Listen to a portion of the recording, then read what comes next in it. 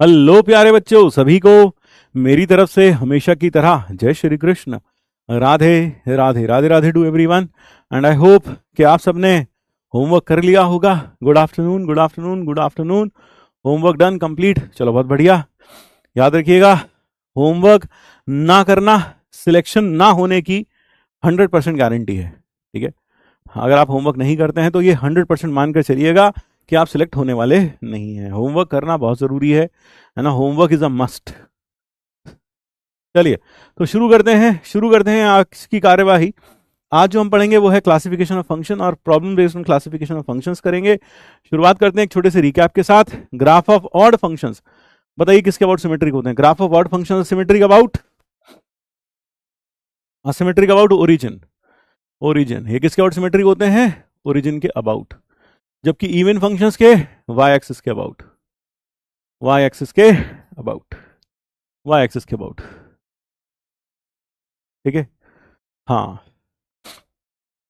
फिर अगला, if an odd function is defined at zero then f zero is. अब जरा ये बहुत इंपॉर्टेंट पॉइंट है, इसको कहीं नोट्स में भी लिख लें, मैं यहां लिख देता हूं। अगर कोई फंक्शन ऑड है, अगर कोई फंक्शन ऑड है तो क्या होगा? If a function is odd, if f is an odd function और zero belongs to, and zero belongs to domain of f. Zero कहां है? डोमेन ऑफ एफ में है। देन एफ ऑफ जीरो हमेशा जीरो होगा। F of zero, then f of zero is zero. तो f of zero हमेशा zero होगा। क्यों होगा? कारण समझ लो। F of x minus x बराबर minus F x for all x in domain of F. और अगर मैं एक्स को पुट कर दूं जीरो तो ये हो जाएगा f of zero is equal to minus f zero. कितना हो जाएगा? 2f0 is equal to zero. तो एफ जीरो जीरो आ जाएगा। हर ऑड फंक्शन जो जीरो पे डिफाइंड है उसके लिए एफ जीरो जीरो होता है। एग्जाम्पल के तौर पर एफ एक्स बराबर साइन एक्स, ये ऑड फंक्शन है। tan एक्स ऑड फंक्शन है। एक्स क्यूब ऑड फंक्शन है। Sine zero zero, tan zero zero, zero cube zero, है ना। जीरो सबकी डोमेन को बिलोंग भी करता है। यहां पर सबकी डोमेन को जीरो बिलोंग करता है। लेकिन एक एग्जांपल देखो, कॉटेक्स, कॉटेक्स भी ऑड फंक्शन है। कॉटेक्स भी ऑड फंक्शन है। कई लोग इसको ऐसे याद रख लेते हैं, हर ऑड फंक्शन के लिए एफ जीरो जीरो होगा। ऐसा नहीं कहा कॉटेक्स, लेकिन जीरो इसकी डोमेन को बिलोंग नहीं करता। यह फंक्शन कैसा है? यह भी ऑड फंक्शन है, but zero does not belong to domain of this function. तो यहां पर कॉट जीरो जीरो नहीं होता भाई। तो इसीलिए आपको ये समझ में आना चाहिए, आपको यह समझ में आना चाहिए कि ऑड फंक्शन का जो ऑड फंक्शन जो जीरो पे डिफाइंड है उसके लिए एफ ऑफ जीरो जीरो होगा। क्या हर ऑड के लिए ऐसा होगा? नहीं, हर ऑड के लिए ऐसा नहीं होगा। It will be only for the odd functions in which have zero in their domain, उनके लिए ऐसा होगा। ठीक है भाई, चलो आगे बढ़ते हैं।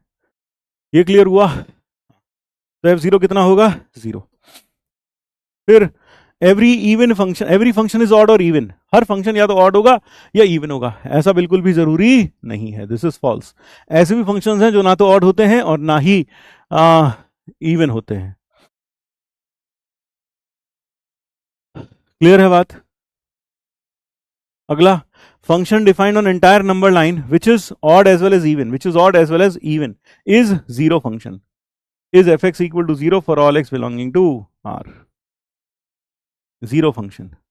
फिर उसके बाद every constant function defined on R is even. हर कांस्टेंट फंक्शन जो पूरे आर पर डिफाइंड है इवन होता है। क्यों इवन होता है? जैसे मान लो एफ एक्स बराबर सी है, एफ एक्स बराबर सी है तो एफ ऑफ माइनस एक्स भी सी होगा, जो कि वापस एफ एक्स ही है। तो therefore every constant function is even. Every constant function defined on R is even. A function defined on a symmetric domain is even if f of minus x बराबर f of x हो जाए, या फिर यूं कहूं कि f x minus f of minus x बराबर zero हो जाए। और ऑड कब होता है? जब एफ ऑफ माइनस एक्स बराबर आ जाए माइनस एफ एक्स के, या यूं कहूं कि f x plus f of minus x 0 हो जाए, तब फंक्शन ऑड होगा। क्लियर हुआ? अब एक कह रहा, क्या ऑड फंक्शंस पीरियोडिक होते हैं? तुझे क्या लगता है? तुझे क्या लगता है भाई? यहां लिखा हुआ है find the range of this function. अगर मुझे इसकी रेंज निकालनी है तो रेंज कैसे निकालूं? इसको लिख लेता हूं log टू द बेस 3 और 5 minus x square minus 4x plus 4 और माइनस 4, ऐसे लिख दूं? हाँ, ये कितना हो जाएगा? ये हो जाएगा log to the base 3 of 9 minus x minus 2 का होल स्क्वायर। वैसे तो ये वैल्यू 0 से इन्फिनिटी होगी, होल स्क्वायर 0 से इन्फिनिटी। फिर 9 में से माइनस करो 0 को, 9 में से 0 गया 9, 9 में से इन्फिनिटी गया माइनस इन्फिनिटी, तो माइनस इन्फिनिटी से 9, लेकिन लॉग में तो नेगेटिव नंबर नहीं आते, तो क्या करें? इसको छोड़ देते हैं। इसको छोड़ दिया तो यानी कि हम इसकी जगह ले लेंगे 0 से 9, 0 से 9 लेंगे तो लॉग की रेंज क्या आ जाएगी मेरे भाई? तो लॉग की रेंज आ जाएगी log 0 will be minus infinity log 9 to the base 3।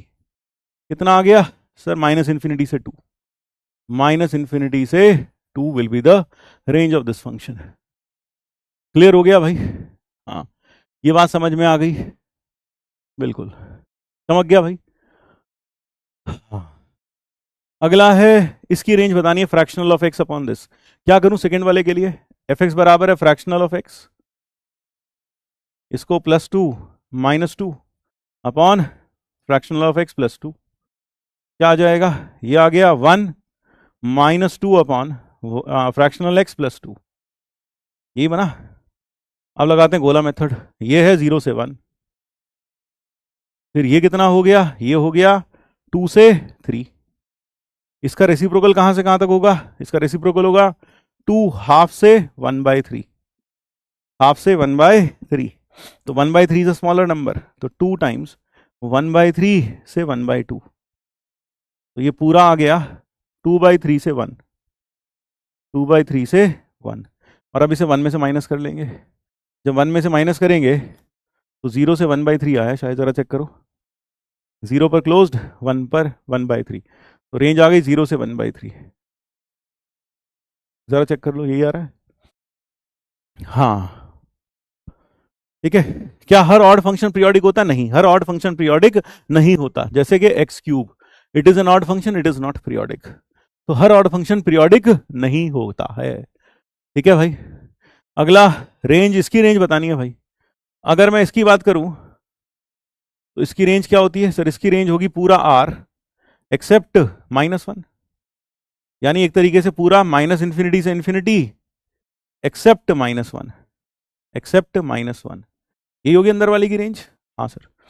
फिर मुझे तो ग्रेटर देन 0 चाहिए, है ना, रूट के अंदर, तो ये भी नहीं आएगा और ये भी नहीं आएगा, तो कुल मिलाकर रेंज क्या आ गई? तो रेंज आ गई 0 से, इसको किसकी जगह क्या ले लेंगे सर? 0 से इन्फिनिटी। तो रेंज क्या आ गई? 0 से इन्फिनिटी का रूट 0 से इन्फिनिटी। देख लो जरा एक बार, चेक करो। आपको पता है लीनियर अपॉन लीनियर की रेंज होती है पूरा R except the ratio of numerator, x coefficient of x in numerator and denominator. तो इन दोनों के कॉफिशिएंट्स का रेशियो कितना है? -1, तो ये माइनस हो जाएगा।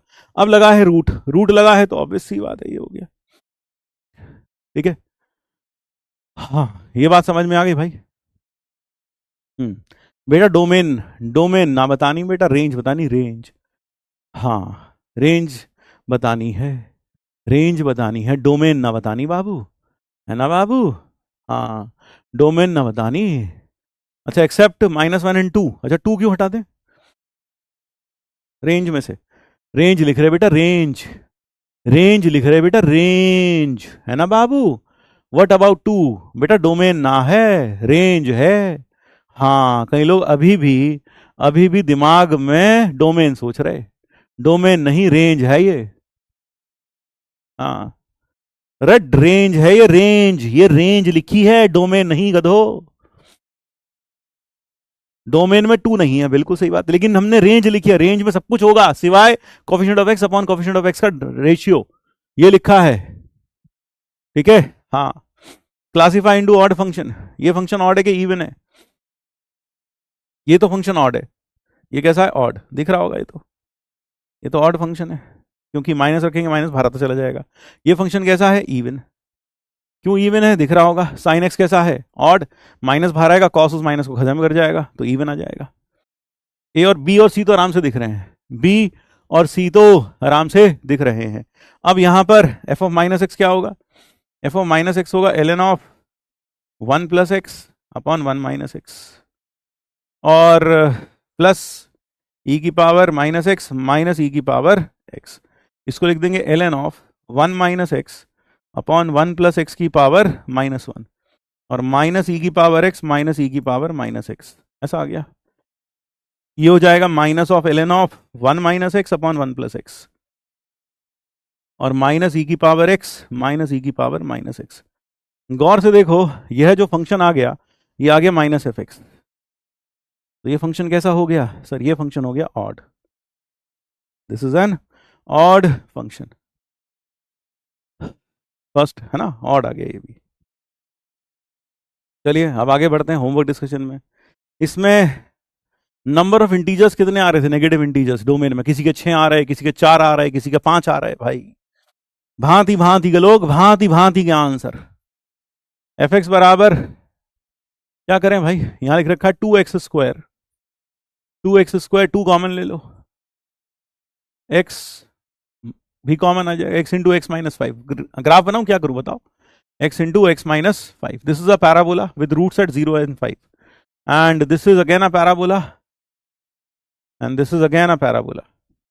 यहां पर x है less than equal to minus 5, यहां पर x है माइनस 5 से 3, माइनस 5 से 3, और यहां x है 3 से बड़ा या बराबर।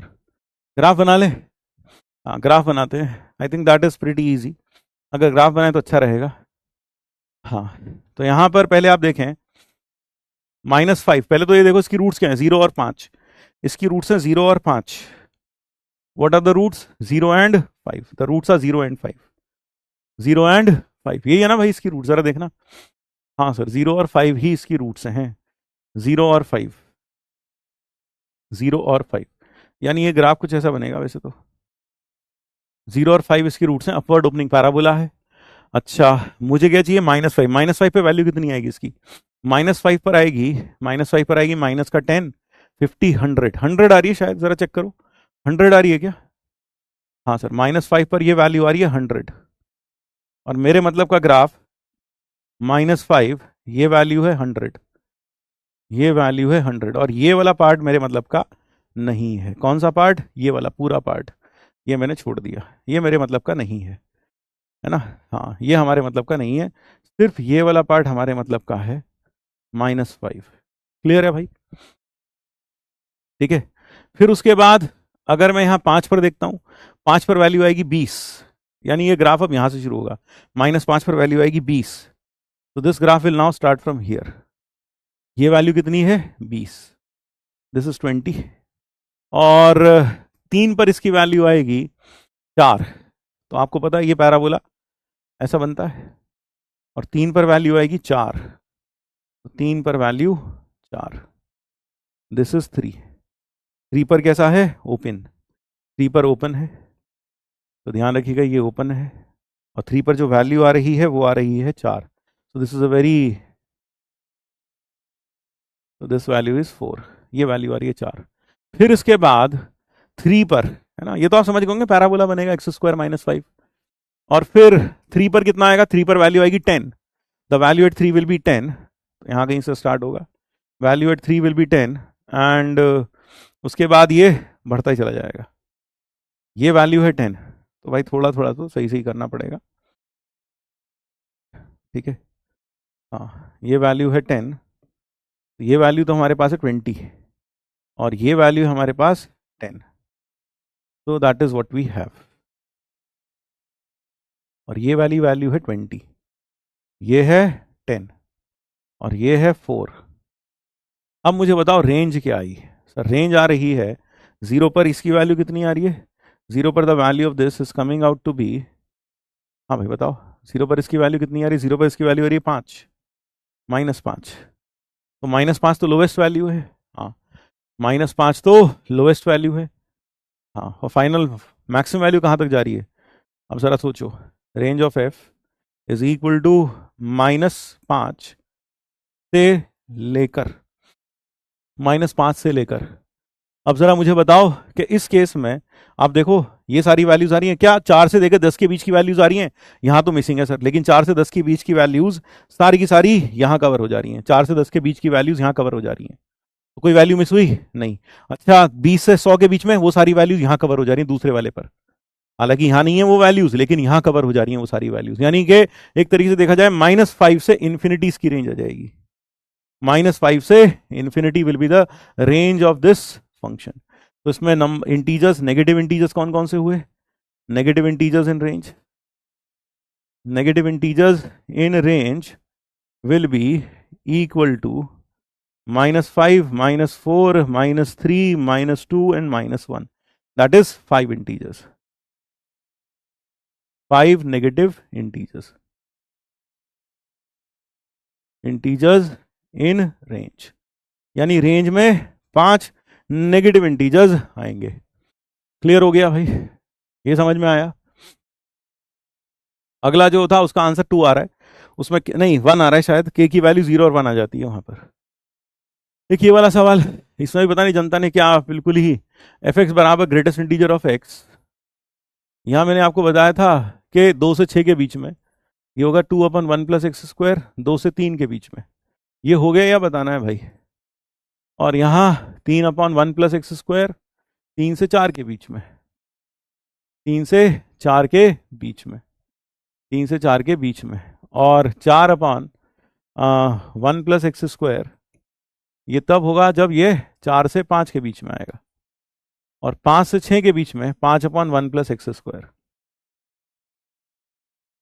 5/1 + x², ये आ गया भाई। ठीक है, हाँ कर लिया सबने। यहाँ रेंज निकाल लेना यार, इसकी रेंज क्या आएगी सर, ये नीचे वाला आ जाएगा 5 से लेकर 10 तक, 5 से लेकर 10 तक, तो 1/10 से 1/5, तो 2 × 1/10, 1/10 पर ओपन और 1/5 पर क्लोज्ड। यानी कि रेंज जो आ गई R1 वो आ गई 1/5 से 2/5, 1/5 से 2/5, ये आ गई पहले वाले की रेंज। इसकी रेंज या नीचे आया 10 से लेकर 17, तो 1/17, 3/17 से लेकर 3/17 से लेकर 1/10, 3/10, 3/10, ये हो गई रेंज 2, ये हो गई रेंज 1। अब इन सबका यूनियन करना है बस, और क्या करना है। हाँ ए क्यों नहीं है, क्योंकि अब अगर हम इनका यूनियन करोगे तो अपने आप आंसर आएगा, यूनियन करके देखना। अब अगला क्या आएगा सर, 5 रखेंगे, 4 रखेंगे तो 1/17, 4/17, 4/17, 4/17 है ना, हाँ 4/17, और फिर 5 पर 4/27, 4/27, ये हो गई R3। जरा चेक करना, यही रेंज आ रही थी। फिर 26, 25, 26, यहाँ मैंने 17 कैसे लिखा, 25, 26 आएगा नहीं, 4/26, 16 और 1 17, नहीं यहाँ 26 आएगा, 4/26, 4/26, और यहाँ 17, जरा चेक करो एक बार, हाँ यही आएगा। और यहाँ अगले में आ जाएगा 5/26, 5/26 से लेकर 5/37, ये R4। अब इनका यूनियन करना है, आपको क्या करना है, इनका यूनियन, यूनियन सबका union, that is R1 union R2 union R3 union R4, सबका यूनियन, सबको मिलाना है। ठीक है, हाँ ये बात समझ में आई भाई, यह बात क्लियर हो गई, यह बात समझ में आई। इसमें क्या करेगा बस, अगर इसको क्या करेगा, अगर मैं यहाँ पर इसको इंटरसेक्शन ले लूँ, सबका यूनियन ले लूँ, तो मिलाते चले जाओ यार। अब ये मिला तो लेगा ही भाई तू इसको, या नहीं मिला पाएगा, 1/5 से 2/5 है ना, हाँ ये कितना होगा 0.4, ये 0.1 समथिंग है ना, तो मेरे ख्याल सबसे छोटा आएगा 5/37, 5/37 से 5/26, 5/26, फिर 4/26, 4/26 यहाँ कहीं आएगा इससे छोटा, और 4/26 यहाँ आ गया। तो इस तरह से जब तू देखेगा ना 4/26 यहाँ आ जाएगा, और 4/17 यहाँ आएगा, 4/17 यहाँ, फिर उसके बाद 4/26 देखो 4/17 यहाँ आ गया, 5/26 4/17, फिर 3/17, 3/17 यहाँ आएगा 3/17, इधर लिख लो भाई थोड़ा सा गैप देके, तो 3/17 फिर 4/17, 3/17 फिर 4/17, फिर 4/17।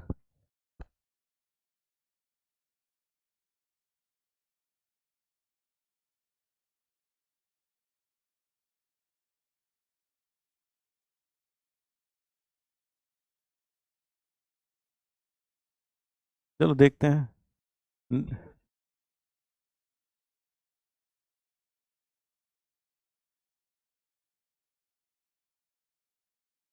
चलो देखते हैं।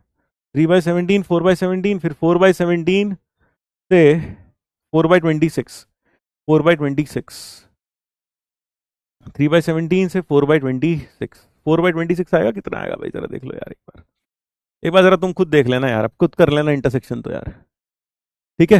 हाँ कर लोगे ना भाई, खुद से कर लोगे, यूनियन यूनियन खुद से कर लोगे, यानी मैं बताऊं पूरा का पूरा यूनियन करके कर लोगे, इनको असेंडिंग डिसेंडिंग ऑर्डर में अरेंज करना, और जब आप यूनियन लोगे ना सारे के सारे ओवरलैपिंग, बीच बीच में ओवरलैपिंग आए, कुछ भी गैप नहीं आएगा, तो सीधा सीधा आंसर कहां से कहां तक आएगा, 5/37 से 2/5। ठीक है भाई। हाँ बात समझ में आ गई है, ये बात समझ में आई या नहीं?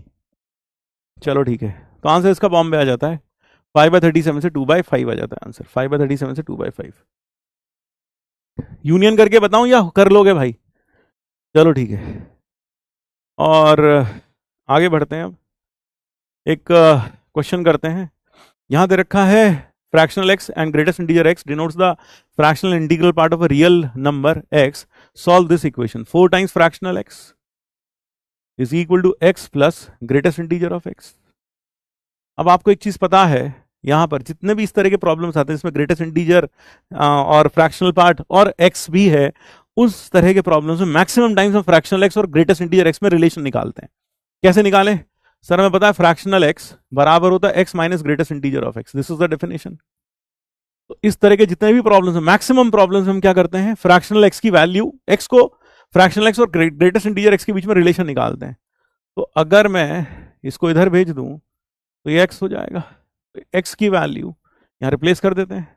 तो मुझे इसको सॉल्व करना है, मुझे क्या करना है, मुझे यहां से इस इक्वेशन को सॉल्व करके एक्स की वैल्यू निकालनी है। तो मैं क्या करता हूं, फ्रैक्शनल एक्स और ग्रेटेस्ट इंटीजर के बीच में रिलेशन निकालने की कोशिश करता हूं। तो यहां रखा मैंने, ये हो गया fractional x plus greatest integer x plus greatest integer x, ये कितना हुआ, 3 fractional x is equal to 2 greatest integer x. Relation आया इनके बीच में? हाँ आ तो गया, और यहां आ गया ग्रेटेस्ट इंटीजर ऑफ एक्स, ऐसा आया। ठीक है, हाँ ये होमवर्क नहीं था भाई, ये नया सवाल शुरू हो गया बस। ठीक है, हाँ ये होमवर्क नहीं था बेटा, यह है यहां से अब हम सवाल करना शुरू कर रहे हैं, है ना? हाँ अब मुझे बताओ फ्रैक्शनल एक्स की वैल्यू कहां से कहां तक होती है? सर फ्रैक्शनल एक्स होता है 0 से 1, तो यहां से ग्रेटेस्ट इंटीजर एक्स की रेंज क्या आ गई सर? 0 से लेकर 3/2। ग्रेटेस्ट इंटीजर एक्स क्या होता है? ग्रेटेस्ट इंटीजर एक्स हमेशा एक इंटीजर होता है ना? तो यहां से मैं कह सकता हूं ग्रेटेस्ट इंटीजर एक्स की वैल्यू क्या आ गई सर? एक तो 0 आ सकती है और एक 1, एक 0 और एक 1, है ना? यही आया। तो जब अगर मैं इसको फर्स्ट कह दूं तो फ्रॉम 1 फ्रैक्शनल एक्स कितना होगा? फ्रैक्शनल एक्स होगा 0 जब ग्रेटेस्ट इंटीजर 0, और जब ये 1 तो ये होगा 2/3, 2/3। देखो जरा, हाँ ठीक है। अब जरा मुझे बताओ इस केस में x कितना हो गया सर? x की वैल्यू होगी 0 + 0 और दूसरी होगी 1 + 2/3। कितना आ गया x? x आ गया 0 या फिर 5/3, ये हो गया आंसर। तो these are the 2 values of x which satisfy this. तो आप क्या करते हैं, आप क्या करते हैं, हाँ आपको ये बात समझ में है कि आप इसमें क्या करते हैं, आप इस केस में फ्रैक्शनल एक्स और ग्रेटेस्ट इंटीजर एक्स के बीच का रिलेशन निकालते हैं, और फिर फ्रैक्शनल एक्स की रेंज का फायदा उठाते हैं 0 से 1। वहां से हमें किसकी रेंज मिल जाती है? ग्रेटेस्ट इंटीजर की। अब ग्रेटेस्ट इंटीजर क्या होता है? इंटीजर, और ग्रेटेस्ट इंटीजर जब इंटीजर होता है तो हम देख लेते हैं कौन कौन सी वैल्यूज ले सकता है। तो वहां से हमारे पास क्या आ गई? ग्रेटेस्ट इंटीजर की वैल्यू आ गई। अब ये वैल्यू यहां रखकर फ्रैक्शनल एक्स निकाल लेते हैं, निकल गया। अब हमें पता एक्स क्या है, दोनों का सम, तो हमें एक्स चाहिए था, हमने दोनों को जोड़ा, एक्स की वैल्यू निकाल ली। तो दीज आर द 2 वैल्यूज। ठीक है भाई, चलिए आगे बढ़ते हैं और आगे बढ़ते हैं। State whether the following functions are odd और इवन। यहां पर सारे प्रॉब्लम्स तो आराम से हो जाएंगे, इतने मुश्किल नहीं है। सबसे अच्छा सवाल यह है, let us do this problem, really a KCLS problem. कैसे केसीएलएस कैसे है भाई, ये देखो किस बता रहा है, ये केसीएलएस था, किस बता रहा भाई।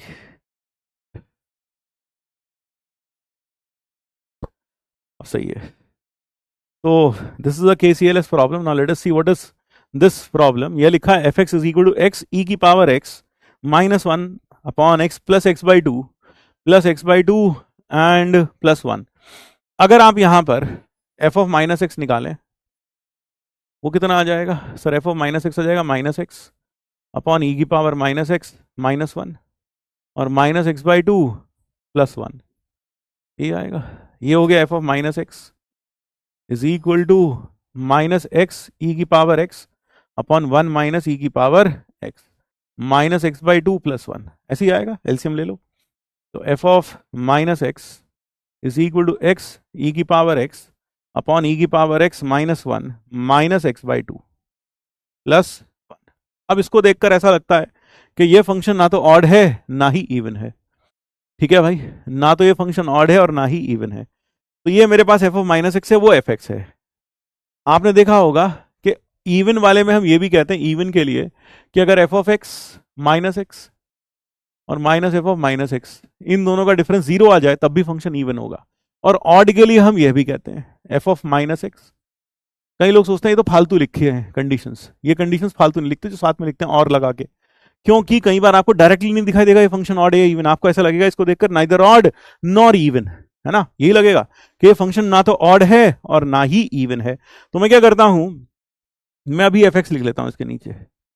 वो था एक्स अपॉन ई की पावर एक्स माइनस वन और minus plus x by to और प्लस वन, यही है भाई।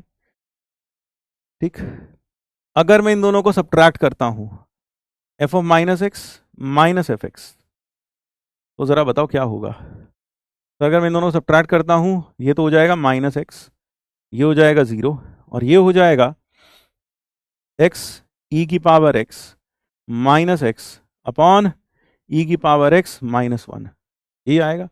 तो एफ ऑफ माइनस एक्स, अभी एक बच्चा कह रहा था सर ऑड फंक्शन है, बहुत बढ़िया, एफ ऑफ एक्स और ये हो गया एक्स कॉमन, ई की power x minus one upon e की पावर एक्स माइनस वन और फिर माइनस एक्स प्लस जीरो।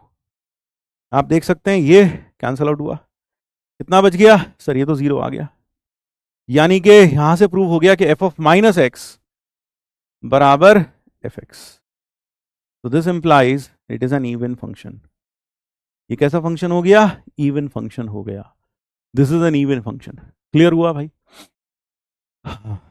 समझ गया? ये बात समझ में आ गई? हाँ सर, यह क्लियर हो गया। ठीक, चलो आगे देखते हैं। तो ये आप कर सकते हैं।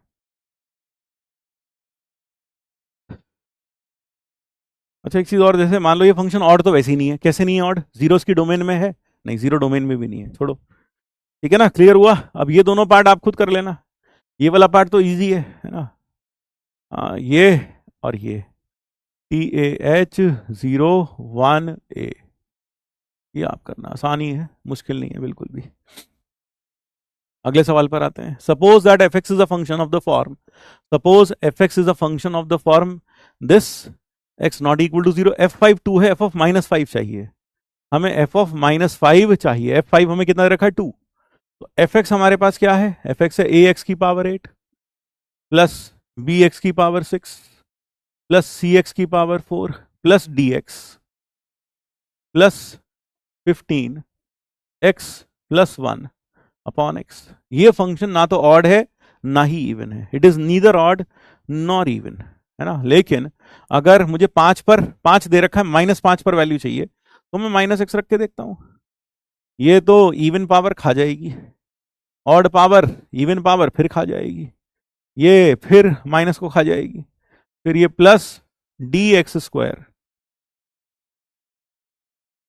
और ये माइनस का 15x होगा प्लस का 1 अपॉन माइनस एक्स हो जाएगा, ये हो जाएगा। अब अगर मैं इन दोनों को जोड़ दूं, जरा देखो जोड़ने पर क्या प्रभाव होगा। मैं जोड़ क्यों रहा हूं? क्योंकि हमें दिख रहा है कुछ अच्छा होने वाला है। ये टर्म और ये टर्म कैंसिल आउट हो गई। क्यों? ये प्लस में, ये माइनस में है। ये गई, फिर ये और ये भी गई, ये और ये भी गई। मैंने क्या कर रहा हूं? दोनों को ऐड कर रहा हूं। I am adding them. तो अगर मैं इन दोनों को जोड़ दूं तो आप देख सकते हैं ये प्लस में है, ये माइनस में, ये प्लस में, ये माइनस में। माइनस में क्यों? नीचे माइनस एक्स है इसलिए माइनस में है। और ये जो 15, ये जो 1 वाली टर्म है ना, ये भी गई, ये भी गई। क्योंकि ऊपर है 1/x, नीचे है -1/x। जब ऐड करेंगे तो गई। तो f of x plus f of minus x, जब हमने दोनों को ऐड किया तो आ गया 30x/x। ये आ रहा है, जरा देखना, चेक करो। हाँ, यानी कितना आया? 30। और x को रख दो 5। अगर मैं 5 रखता हूं तो f of 5 plus f of -5 कितना आया? 30। एफ ऑफ 5 कितना था? 2 प्लस एफ ऑफ -5, ये है 30। तो एफ ऑफ -5 कितना आ गया? 28। तो कई बार ऐसे भी काम बन जाता है। क्लियर हुआ? हाँ, आंसर आ गया 28। ये समझ में आया? ये क्लियर हुआ? ये बात समझ में आई? अब जैसे अगले वाला सवाल है, ये वाला अब तुम खुद करना। Try this on your own. TAH1B, ये आप खुद ट्राई करना। आसान है, हो जाएगा बिल्कुल उसी लाइन पर चलते हुए। इसकी वैल्यू हमें 6 दे रखी है, हमें इसकी वैल्यू निकालनी है, सिग्नम ऑफ दिस।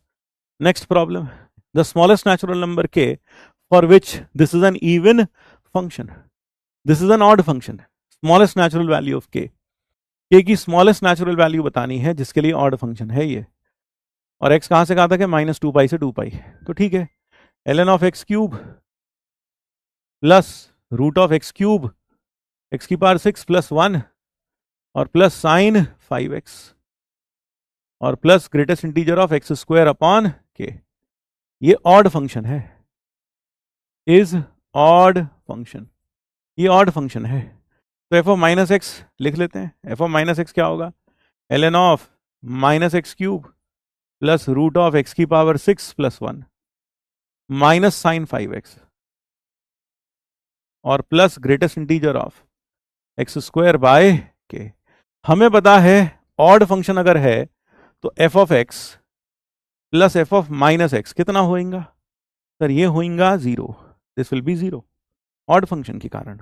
और जैसे हम ये ऐड करेंगे, आप देख सकते हैं ये तो गया, और यहां बन गया log a plus log b, ये बन गया log a plus b a minus b। तो ये आएगा अंदर x की पावर 6 प्लस 1 माइनस x की power 6, a square minus b square और plus 2 times greatest integer of x square by k। ये आ गया, ये आया भाई। Is this clear? अब जैसे ये और ये कैंसिल आउट हुआ, हमारे पास कितना आया? सर ये आ गया अपने पास ln1 इज 0, तो ये बच गया 2 times greatest integer of x square by k, जहां x कहां से कहां तक है? -2π से 2π के बीच में है, यहां है। ठीक है? हाँ भाई बोलो। अच्छा, सब्ट्रैक्ट होगा? अच्छा, हाँ जरा बताना भाई। यहां पर हमने, हाँ जरा देख लो भाई एक बार, कोई कहीं पर कुछ, हाँ बोलो कहाँ सब्ट्रैक्ट करूं बेटा? कहाँ सब्ट्रैक्ट करूं? इसमें सब्ट्रैक्ट कर दूं? इसमें तो ऐड ही होना है ना? हाँ, और यहां भी हमने क्या किया? यहां भी हमने दोनों को ऐड किया, क्योंकि ऑड फंक्शन क्या है? एफ ऑफ -x बराबर माइनस ऑफ एफ एक्स, तो उसको उठा के इधर लिया तो प्लस बराबर 0। सही तो है? अब जैसे ही आया, यहां से आगे greatest integer of x square by k should be equal to 0। ये 0 समझ में क्यों रखा? Odd function, this implies f of x, अगर ये ऑड फंक्शन है तो this implies f of x plus f of -x, ये 0 होना चाहिए। अब मुझे बताओ कि एक्स स्क्वायर कहां से कहां तक होगा? सर एक्स स्क्वायर होगा 0 से लेकर 4π स्क्वायर तक, एक्स स्क्वायर की रेंज। 4π स्क्वायर लगभग 39.6 आएगा, है ना? ये लगभग 90, ये कितना होता है? पाई स्क्वायर की वैल्यू लगभग स्मॉल जी के बराबर होती है, ध्यान रखा करो। Is approximately equal to small g, acceleration due to gravity.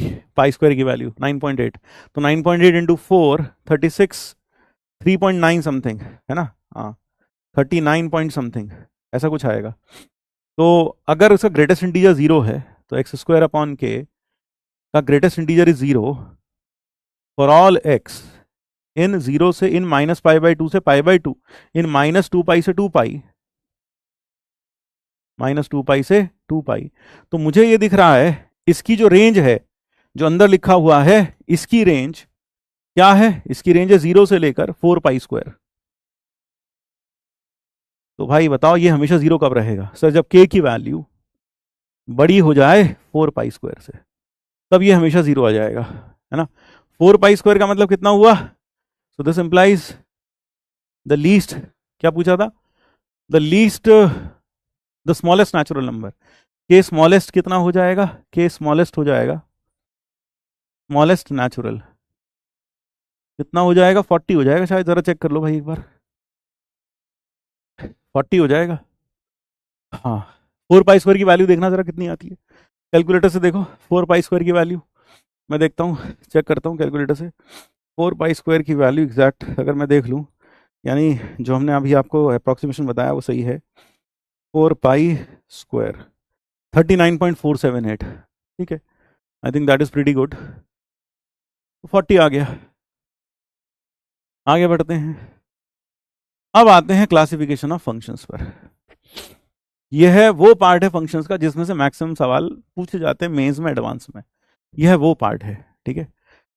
यहां पर अगर देखा जाए this part says classification of function, one one function, many one function, onto, into, सब पढ़ेंगे हम इसमें।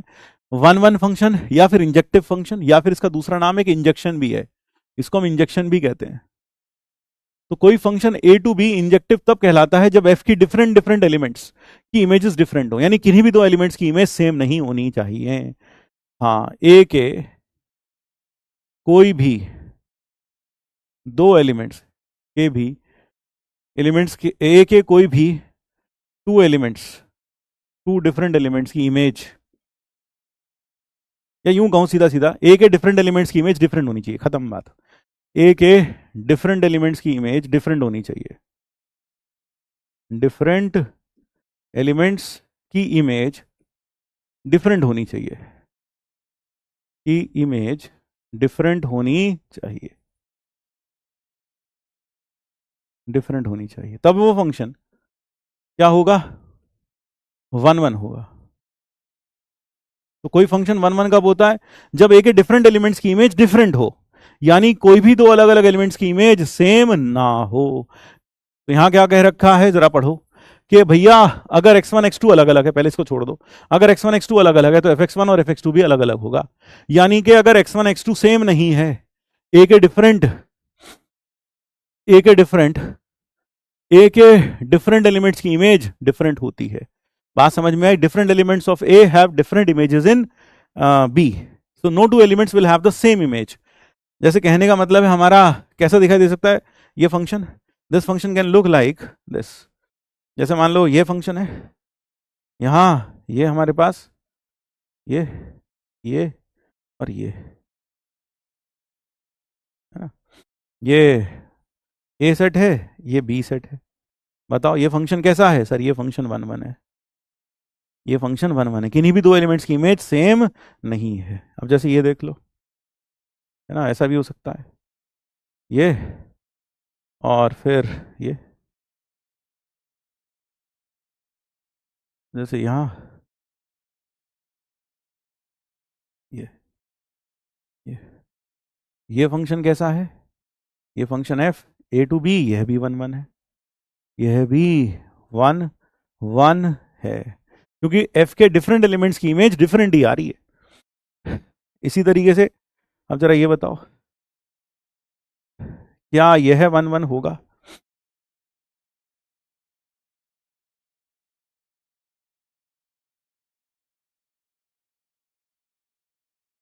मान लो ये फंक्शन है एफ, ये सेट है ए और ये सेट है बी, ये फंक्शन कैसा नहीं है, नॉट वन वन, ये वन वन नहीं है, क्योंकि दो इनपुट पर आउटपुट सेम आ रहा है, this is not one one. हाँ बात समझ में आ गई, क्लियर हो गया भाई। हाँ ये 1 1 नहीं है। अब कहीं गधे कहेंगे ये तो फंक्शन ही नहीं है। कोई बात नहीं बेटा, कोई बात नहीं, है ना, भगवान तुम्हारी मैथ का भला करे। ये हो गया भाई, ये बात समझ में आई। तो अलग अलग एलिमेंट्स पर अलग अलग इमेजेस आनी चाहिए। अब इस बात को हम एक तरीके से ये कह सकते हैं कि अगर, अब सोचो जरा, अगर मेरे पास एफ का ग्राफ है, अगर मेरे पास एफ का ग्राफ है, if I have the graph of F, और अगर हर हॉरिजॉन्टल लाइन उसके ग्राफ को एक ही पॉइंट पर कट करती है, तो वो फंक्शन कैसा होगा? 1 1 होगा, क्योंकि हर इनपुट पर आउटपुट अलग अलग आएगा, अलग अलग आएगा, है ना। हॉरिजॉन्टल लाइन कितने पॉइंट पे काटेगी? एक ही पॉइंट पर। लेकिन अगर एक से ज्यादा पॉइंट पर काट जाए तो फंक्शन 1 1 नहीं होगा। हॉरिजॉन्टल लाइन जो फंक्शन के लिए था वो वर्टिकल लाइन टेस्ट था, ये क्या है? हॉरिजॉन्टल लाइन, है ना। हाँ, अब जैसे ये वाला फंक्शन है, जैसे मान लो एक फंक्शन ये है, क्या यह फंक्शन 1 1 है? नहीं सर, ये फंक्शन 1 1 नहीं है, क्योंकि यहां पर ये हॉरिजॉन्टल लाइन इसको यहां 3 पॉइंट पर काट गई, 2 से ज्यादा पॉइंट्स पर काट गई। और जैसे ये काट गई तो आपको दिख रहा होगा कि ये x1, ये x2 और ये x3, इन 3 इनपुट्स पर आउटपुट कैसा है? सेम। मान लो ये वैल्यू है बीटा, तुम कह सकते हैं ये फंक्शन है y equal to f x. ये फंक्शन कैसा नहीं है? 1 1 नहीं है, नॉट 1 1, क्योंकि यहां पर f of x1, f of x2 और f ऑफ x3 कैसा हो गया? सर ये तीनों की इमेज सेम आ गई, जबकि वहां लिखा था कि कोई भी दो डिफरेंट एलिमेंट्स की इमेज सेम नहीं होनी चाहिए, दोनों की वैल्यू सेम आ गई। तो ये फंक्शन कैसा है? ये 1 1 है, ये फंक्शन 1 1 नहीं है। ये कैसा है? 1 1 1 1। तो if every horizontal line, if every line parallel to x axis, parallel to x axis intersects the graph of y equal to fx in at most one point, in at most one point, हद से हद एक ही point पर काटे, then y बराबर f x कैसा function होगा? 1 1 होगा, इज 1 1, इज 1 1, तब वे 1 1 होगा। हाँ ठीक। फंक्शन के लिए क्या था? फंक्शन के लिए वर्टिकल लाइन टेस्ट था। तो कई लोग तो दोनों में बेचारे इतने अकल से कहना चाहिए कमजोर होते हैं, उन्हें लगता है वहां भी तो ऐसी था, वो वर्टिकल लाइन टेस्ट था। फंक्शन के लिए क्या था? अगर वर्टिकल लाइन एक से ज्यादा पॉइंट्स पर काट जाए तो वो फंक्शन जो दिया हुआ है वो एक फंक्शन नहीं है बल्कि एक रिलेशन होगा, वो वर्टिकल लाइन टेस्ट था। ये हॉरिजॉन्टल लाइन है। तो कहीं गधों को तो हॉरिजॉन्टल और वर्टिकल में बेचारे इतने अकल से कमजोर होते हैं कि उन्हें ये बात छोटी सी भी समझ में नहीं आती। तो अगर हर हॉरिजॉन्टल लाइन इसके ग्राफ को हद से हद एक पॉइंट पर काटे, उस फंक्शन को हम क्या कहेंगे? 1 1 कहेंगे। अब जब जो, अच्छा मेनी वन क्या होता है ये भी देख लो, सिंपल सी डेफिनेशन है। A function from A to B, a function है from A to B is which is not 1 1, which is not 1 1, जो 1 1 नहीं हो, जो 1 1 नहीं हो, इज मेनी वन, वो मेनी वन होता है। तो कहने का मतलब है, हाँ वो क्या होता है? Many one. तो मेनी वन क्या है? नहीं, कोई नई बड़ी तोप चीज नहीं है भाई, ये कोई बहुत बड़ी तोप चीज नहीं है। यहां पर जो फंक्शन 1 1 नहीं है वो मेनी वन है। तो यानी ये फंक्शन कैसा है? Many one. ये फंक्शन कैसा है? Many one. ये फंक्शन कैसा था? 1 1 था। तो जब भी फंक्शन यू टर्न लेगा, यू टर्न, तो हॉरिजॉन्टल लाइन 2 पॉइंट पर काट जाएगी। और फंक्शन यू टर्न कहां लेता है? अपने मैक्सिमा मिनिमा के पॉइंट्स पर। तो अगर किसी फंक्शन की मैक्सी वाली मां या फिर मिनी वाली मां में से एक भी मां जिंदा हो तो फंक्शन कैसा हो जाएगा? फंक्शन उस केस में 1 1 नहीं हो सकता, क्योंकि, है ना। तो 1 1 मेनी वन कैसे पहचानेंगे? फंक्शन की मां की तलाश करेंगे। मैक्सी वाली मां मिल जाए या मिनी वाली मां मिल जाए, दोनों मां से एक भी मां मिल जाए, तो हम उस केस पर कह सकते हैं कि फंक्शन मेनी वन होगा। अगर फंक्शन की कोई मां नहीं मिलती तो वो फंक्शन कैसा होगा? 1 1 होगा। ऐसे कौन से फंक्शन की मां नहीं मिलती? ऐसे फंक्शंस वो होते हैं जो लगातार इंक्रीज करते जाते हैं या लगातार डिक्रीज करते जाते हैं। बात समझ में आ गई भाई? हाँ। तो दोनों में से एक भी दोनों में से एक भी बात क्लियर हो गई, तो या तो मैक्सी वाली मान मिल जाए या मिनी वाली मान मिल जाए, तो फंक्शन कैसा होगा, 1 1 हो जाएगा। तो जो फंक्शन अपनी डोमेन में लगातार बढ़ता रहे, continuous function, a continuous function which is increasing और decreasing in its domain, example के तौर पर y इक्वल टू ई की power x, this function has no मा, इसकी कोई मान नहीं है, ना तो मैक्सी वाली मान है ना मिनी वाली मान है, ये फंक्शन लगातार बढ़ता जाता है ना। और इस पर अगर आप हॉरिजॉन्टल लाइन बना के देखोगे तो गधे से गधा व्यक्ति भी ये समझ सकता है कि भैया हर हॉरिजॉन्टल लाइन इसको हद से हद एक ही पॉइंट पर काट के जा रही है, इसलिए फंक्शन कैसा है, 1 1। आप एक एग्जांपल और देखो, let us see the example, take the example of ln x, वो भी कैसा फंक्शन है सर, ln x अगर देखा जाए तो ln x is also an increasing function, ln x is also an increasing function, वो ये हो जाता है ln x। और इसके ग्राफ को अगर देखें तो सर हॉरिजॉन्टल लाइन, हर हॉरिजॉन्टल लाइन इसको मैक्सिमम एक ही पॉइंट पर काट के जा रही है, यह भी फंक्शन 1 1 है। और ये फंक्शन कैसा है, ये फंक्शन है इंक्रीजिंग, है ना, ये भी कैसा है, इंक्रीजिंग, ठीक है। हाँ, अब जैसे मान लो एक फंक्शन ले लूं मैं e की पावर -x, e की पावर -x का ग्राफ ऐसा बनता है, y इक्वल टू ई की पावर -x, ये अपनी पूरी डोमेन में कंटिन्यूअस है और लगातार क्या कर रहा है, डिक्रीज कर रहा है, लगातार क्या कर रहा है, डिक्रीज कर रहा है, ये कैसा फंक्शन है, डिक्रीजिंग, और कैसा है, 1 1 1 1। तो जो भी फंक्शन अपनी डोमेन में लगातार इंक्रीज या डिक्रीज करेंगे वह फंक्शन हमेशा 1 1 होंगे, लेकिन कुछ फंक्शंस ऐसे होंगे जो कभी इंक्रीज और कभी डिक्रीज करेंगे, जैसे कि यह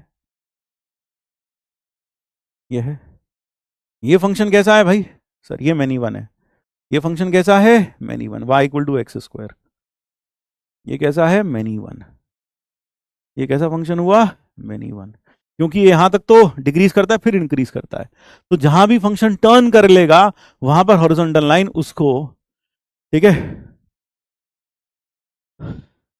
क्लियर है भाई, इज दिस क्लियर। तो हॉरिजॉन्टल लाइन जहां पर भी, मतलब कुल मिलाकर जहां पर भी लोकल मैक्सिमम लोकल मिनिमम होगा और फंक्शन जहां टर्न करेगा वहां पर क्या होगा, वहां फंक्शन मैनी 1 हो जाएगा।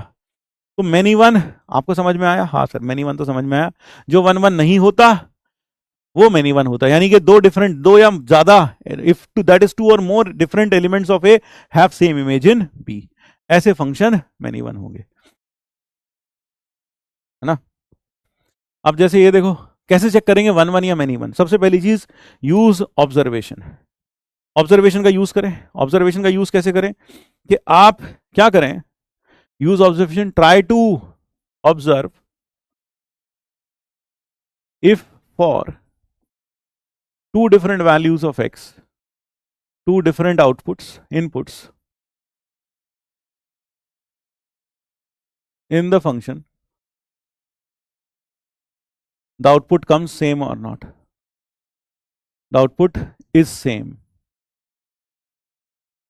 or not, यानी कि try observe if for two different inputs in the function the output is same or not। जैसे एग्जाम्पल के तौर पर जैसे मैं कह दूं fx बराबर mod x, तो ये कैसा होगा भाई सर, अगर मैं देखूं 1 पर और -1 पर वैल्यू क्या आएगी सर, सेम आ रही है, तो उसका मतलब फंक्शन कैसा हो गया सर, मैनी 1 हो गया। यानी इसका इस्तेमाल अगर आपको ऐसा मिल जाए तो बस खत्म, सीधा सीधा फंक्शन को मैनी 1 बोल दो, सीधा सीधा फंक्शन को मैनी 1 बोल दो, क्लियर है बात। जैसे कि एग्जाम्पल के तौर पर मान लो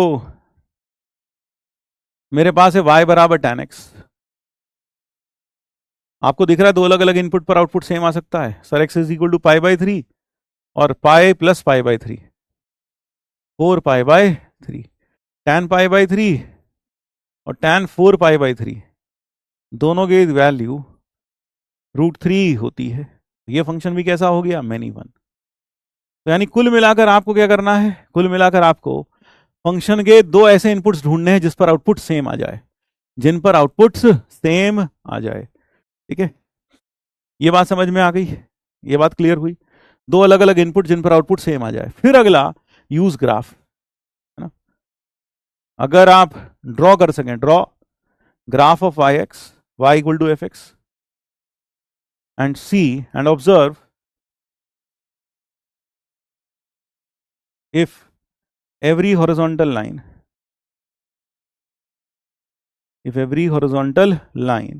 intersects the graph of y equal to fx in at most one point or not,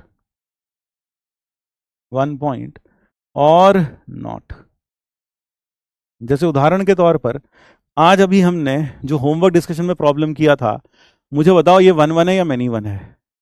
जो आज अभी हमने होमवर्क डिस्कशन में ये प्रॉब्लम किया था, ये 1 1 है कि मैनी 1 है? बताना जरा, इज दिस फंक्शन 1 1 और मैनी 1? हाँ सर ये है मैनी 1 होगा, क्योंकि अगर आप इसमें हॉरिजॉन्टल लाइन बनाएंगे, if you draw any horizontal line, ये बनाई, ये देख रहे हो 2 पॉइंट पे काट के जा रही है, ये फंक्शन कैसा है सर? ये फंक्शन मैनी 1 है, दिस फंक्शन इज मैनी 1, ये फंक्शन मैनी 1 है, ये फंक्शन मैनी 1 है। ठीक है भाई? हाँ सर ये फंक्शन मैनी 1 है। चमक गया? 1 1 मैनी 1। तीसरा तरीका क्या हो सकता है? तीसरा तरीका हो सकता है चेक करने का, हम fx1 बराबर fx2 रख देते हैं और फिर ये प्रूव हो जाए अगर वहां से कि x1 बराबर x2 होगा तो फंक्शन 1 1 होगा। यानी क्यों? क्योंकि इसका मतलब हम मान रहे कि चलो दो, एक x1 और एक x2 पर आउटपुट सेम है ना, और वहां से अगर शो हो जाए कि भैया x1 बराबर x2 होगा ही होगा और कोई तरीका ही नहीं है इसको बराबर होने का, तो इसका मतलब क्या है कि दो अलग अलग इनपुट पर आउटपुट सेम आ ही नहीं सकता, तो फंक्शन कैसा हो गया? मैनी 1। तो हम क्या करते हैं थ्योरेटिकली, एग्जाम्पल के तौर पर, जैसे मान लो मेरे पास है fx बराबर x3, मैं चेक करना चाहता हूं, तो मैंने क्या किया, f ऑफ x1 बराबर f ऑफ x2 रखा, तो फिर क्या आ जाएगा, x1 का क्यूब बराबर x2 का क्यूब, तो यहां से क्या आ गया, x1 बराबर x2, इसका मतलब f is 1 1, f is 1 1, f 1 1 हो गया।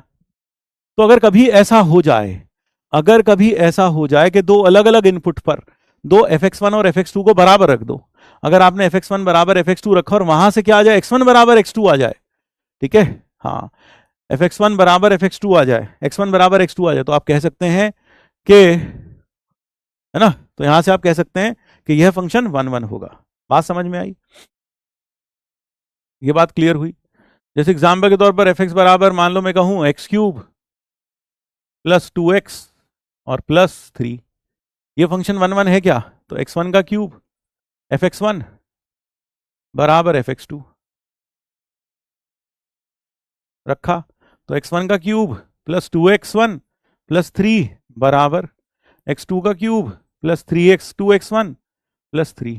आपको दिख रहा होगा ये 3 कैंसिल आउट हुआ, और यहां से आपको दिखा होगा कि ये आ जाएगा x1 का माइनस x2 का क्यूब और प्लस, है ना, ऐसे ही आएगा भाई, और प्लस 2x1 माइनस x2, पूरे से कॉमन आया x1 माइनस x2, और साथ में आ गया x1 का स्क्वायर प्लस x2 का स्क्वायर प्लस x1 x2 और प्लस 2 बराबर 0। यानी यहां से आया या तो x1 बराबर x2 या फिर x1 का स्क्वायर प्लस x2 का square plus x1 x2 plus 2 बराबर 0। मुझे बताओ कि ये फंक्शन 1 1 होगा? क्या ये फंक्शन 1 1 होगा? अब जरा सोच लो, इसको सेटिस्फाई करने वाला कोई x1 x2 दे सकते हो? x1 और x2 ऐसा कुछ मिल सकता है कोई x1 x2 जिसको सेटिस्फाई करे? Can we get an x1 x2 which satisfies this? जरा बताओ। हाँ, ऐसा कोई x1 x2 मिल सकता है जो उसको सेटिस्फाई करे? सर एक काम करने से लिखते हैं x1 का square plus x1 x2 plus 2x2 का 2 प्लस x2 का स्क्वायर, ये x1 में क्वाड्रेटिक मान लेता हूं, तो x1 की जो d आएगा, इसका d क्या आएगा, इसका d आएगा x2 का स्क्वायर माइनस 4 2 प्लस x2 का स्क्वायर, यही होगा। हाँ, कितना हो गया सर? ये हो गया -8 -4 -3x2 का स्क्वायर, जो कि लेस देन 0 है, यानी कोई रियल रूट नहीं है, यानी कोई रियल वैल्यू मिलेगी नहीं जिस पर ये 0 हो जाए, नो रियल वैल्यू।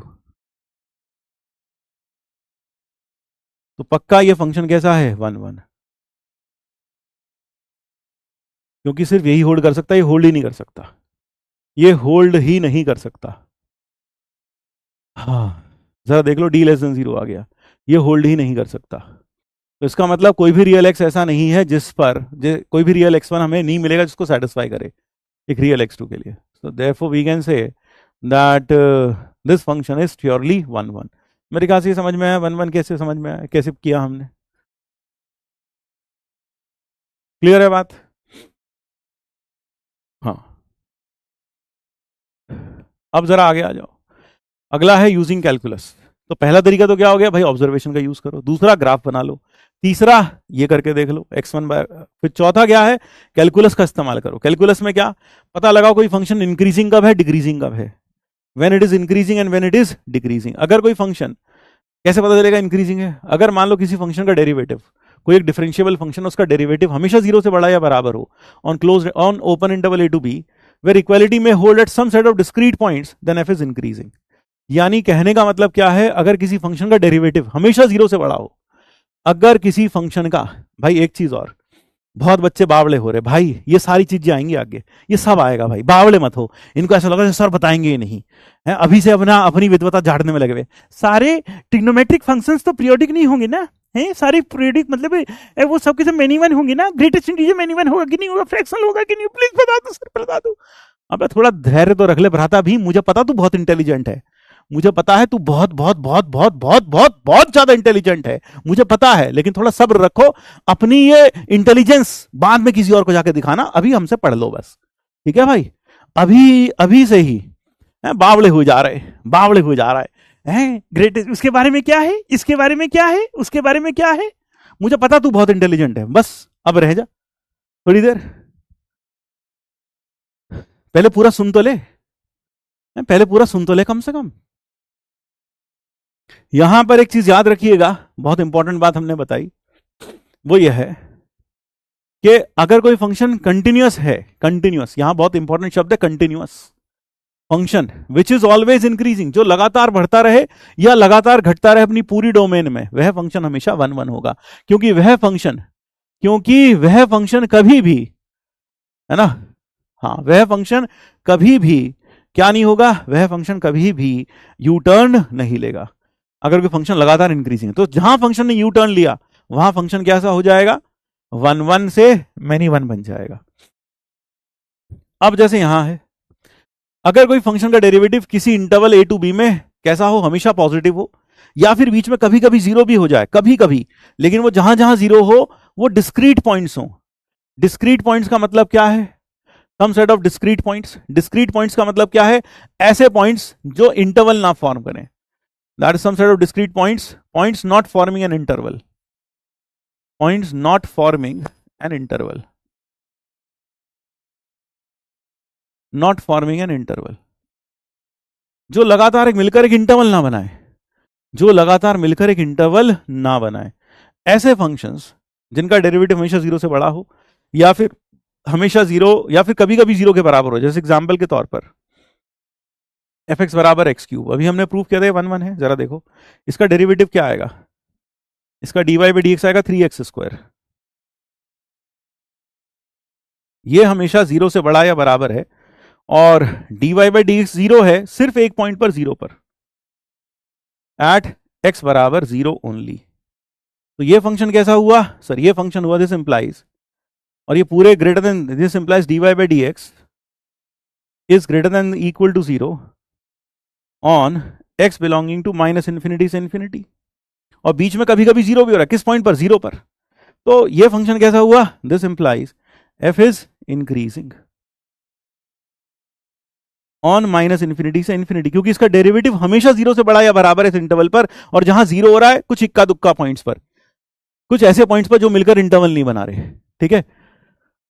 हाँ, इंटरवल फंक्शन का मैक्सिमम मिनिमम है, बट 1 1, हाँ भाई बता, भाई बता, इंटरवल पे क्या मैक्सिमम मिनिमम है, हमने क्या बताया, किसी पॉइंट पर अगर कोई फंक्शन यू टर्न ले ले, मैक्सिमम मिनिमम वैल्यू ले ले, कोई कंटिन्यूअस फंक्शन, हाँ बता, हाँ बोल, अब क्या करूं, हाँ बता, बोल, इंटरवल पर क्या है, बट हाँ फॉर भी 1 1, ये फंक्शन 1 1 है, इंटरवल पर इंक्रीजिंग है, हाँ sir it is increasing on whole of this interval, और ये इस फंक्शन लगातार इंक्रीजिंग है, और यहां पर जहां पर भी यू टर्न लेगा फंक्शन, वहां फंक्शन में नहीं 1 हो जाएगा, ये बताया हमने आपको। तो फंक्शन क्या यू टर्न ले रहा है, यहां पर फंक्शन यू टर्न ले रहा है, नहीं सर फंक्शन यू टर्न नहीं ले रहा, सिंपल सी बात है भाई, तो कैसा होगा, 1 1 होगा अगर फंक्शन यू टर्न नहीं ले रहा। ठीक है भाई,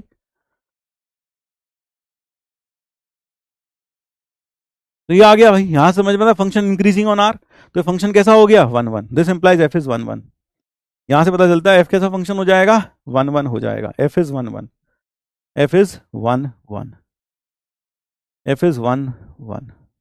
अगर एफ यहां से फंक्शन कैसा हो गया, 1 1 हो गया, चमक गया भाई। हाँ, तो अगर कोई फंक्शन लगातार किसी इंटरवल में बढ़ता चला जाए या लगातार घटता चला जाए तो ऐसा फंक्शन कैसा होगा, 1 1 होगा। पता कैसे चलेगा, अगर उसका डेरिवेटिव हमेशा 0 से बढ़ा रहा है किसी इंटरवल में, open interval a to b में, और कहीं कहीं पर बीच में 0 हो जाए तो वो फंक्शन कैसा होगा, इंक्रीजिंग होगा और 1 1 हो जाएगा। इसी तरह से डिक्रीजिंग, जैसे एग्जांपल के तौर पर अगर मैं कहूं y is equal to f x is equal to x plus sine x, x plus sine x, ये कंटिन्यूस है, डिफरेंशिएबल भी है। dy बाई डी एक्स कितना आया, तो dy बाई डी एक्स आया 1 प्लस कॉस एक्स। यह अगर देखा जाए 1 plus cos x is always greater than equal to 0। Also dy by d x 0 बनता है सिर्फ किस पर, 1 प्लस कॉस एक्स बराबर 0, जब कॉस एक्स बराबर -1 हो जाए, कॉस एक्स बराबर -1 यानी x बराबर 2n प्लस 1 पाई हो जाए, तो हम कह सकते हैं dy बाई डी एक्स 0 होगा कहां पर, dy बाई डी एक्स 0 होगा इन्फाइनेटली मेनी पॉइंट्स पर, जैसे कि -3 पाई, माइनस का पाई, फिर पाई, फिर 3 पाई एंड सो ऑन। इन सब पॉइंट्स पर यह 0 है, लेकिन ये सब के सब क्या है, डिस्क्रीट पॉइंट्स हैं, मिलकर इंटरवल नहीं बना रहे। ये सारे पॉइंट्स क्या हैं, डिस्क्रीट, ये एक इंटरवल नहीं बना रहे। तो इस पर फंक्शन कैसा हो गया, इसका मतलब हम कह सकते हैं कि dy बाई डी एक्स हमेशा ग्रेटर देन इक्वल टू 0 है। dy by d x is greater than equal to 0 on r, और इक्वालिटी कहां होल्ड करिए, some set of discrete points पर। इसका मतलब ये फंक्शन कैसा है, f is increasing, f is increasing on r। इसका मतलब यह फंक्शन कैसा होगा, 1 1 होगा, ये फंक्शन पक्का 1 1 होगा। This will be a 1 1 function. हाँ, अगर मैक्सिमम मिनिमम आएगा तो मैनी 1 हो जाएगा, है ना। हाँ, अगर डोमेन के किसी इंटरनल पॉइंट पर मैक्सिमम मिनिमम आ जाए, if you get maximum or minimum at some interior point of the domain, then in that case you will find that the function is many one। ठीक है, हाँ, जैसे उदाहरण के तौर पर इसका ग्राफ लगभग ऐसा बनता है, मतलब मैं रफ ग्राफ बना रहा हूं भाई, पहले ही बता दूं। तो ग्राफ ऑफ दिस इज रफली दिस, इसका ग्राफ ऐसे बनता है, that is how the graph is. कुछ इस तरह का ग्राफ इसका बन जाता है। ठीक है, ये वैल्यू पाई होगी, इसी तरह से आगे वैल्यू आएगी, ये -पाई होगी, ये फंक्शन लगातार बढ़ता जाता है। This is the graph of y is equal to x plus sine x, ये ग्राफ बना। ठीक है, तो that is how the graph is. तो ये ग्राफ लगातार क्या कर रहा है, बढ़ता जा रहा है, डिक्रीज नहीं कर, लगातार बढ़ता जा रहा है। तो दैट इज इट। ठीक है, हाँ, अच्छा, 0 मल्टीपल पॉइंट्स में आएगा, कैसे आएगा मल्टीपल पॉइंट में, जरा बताइए जरा।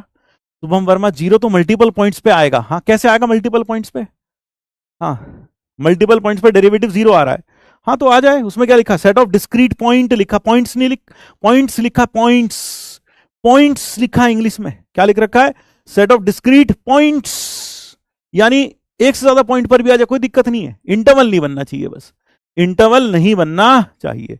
y11 हॉरिजॉन्टल लाइन हमेशा एक ही पॉइंट पर काट के जाएगी, बना के देख ले, हॉरिजॉन्टल लाइन, और वैसे भी फंक्शन इंक्रीजिंग है, वैसे भी फंक्शन इंक्रीजिंग है, वैसे ही फंक्शन इंक्रीजिंग है।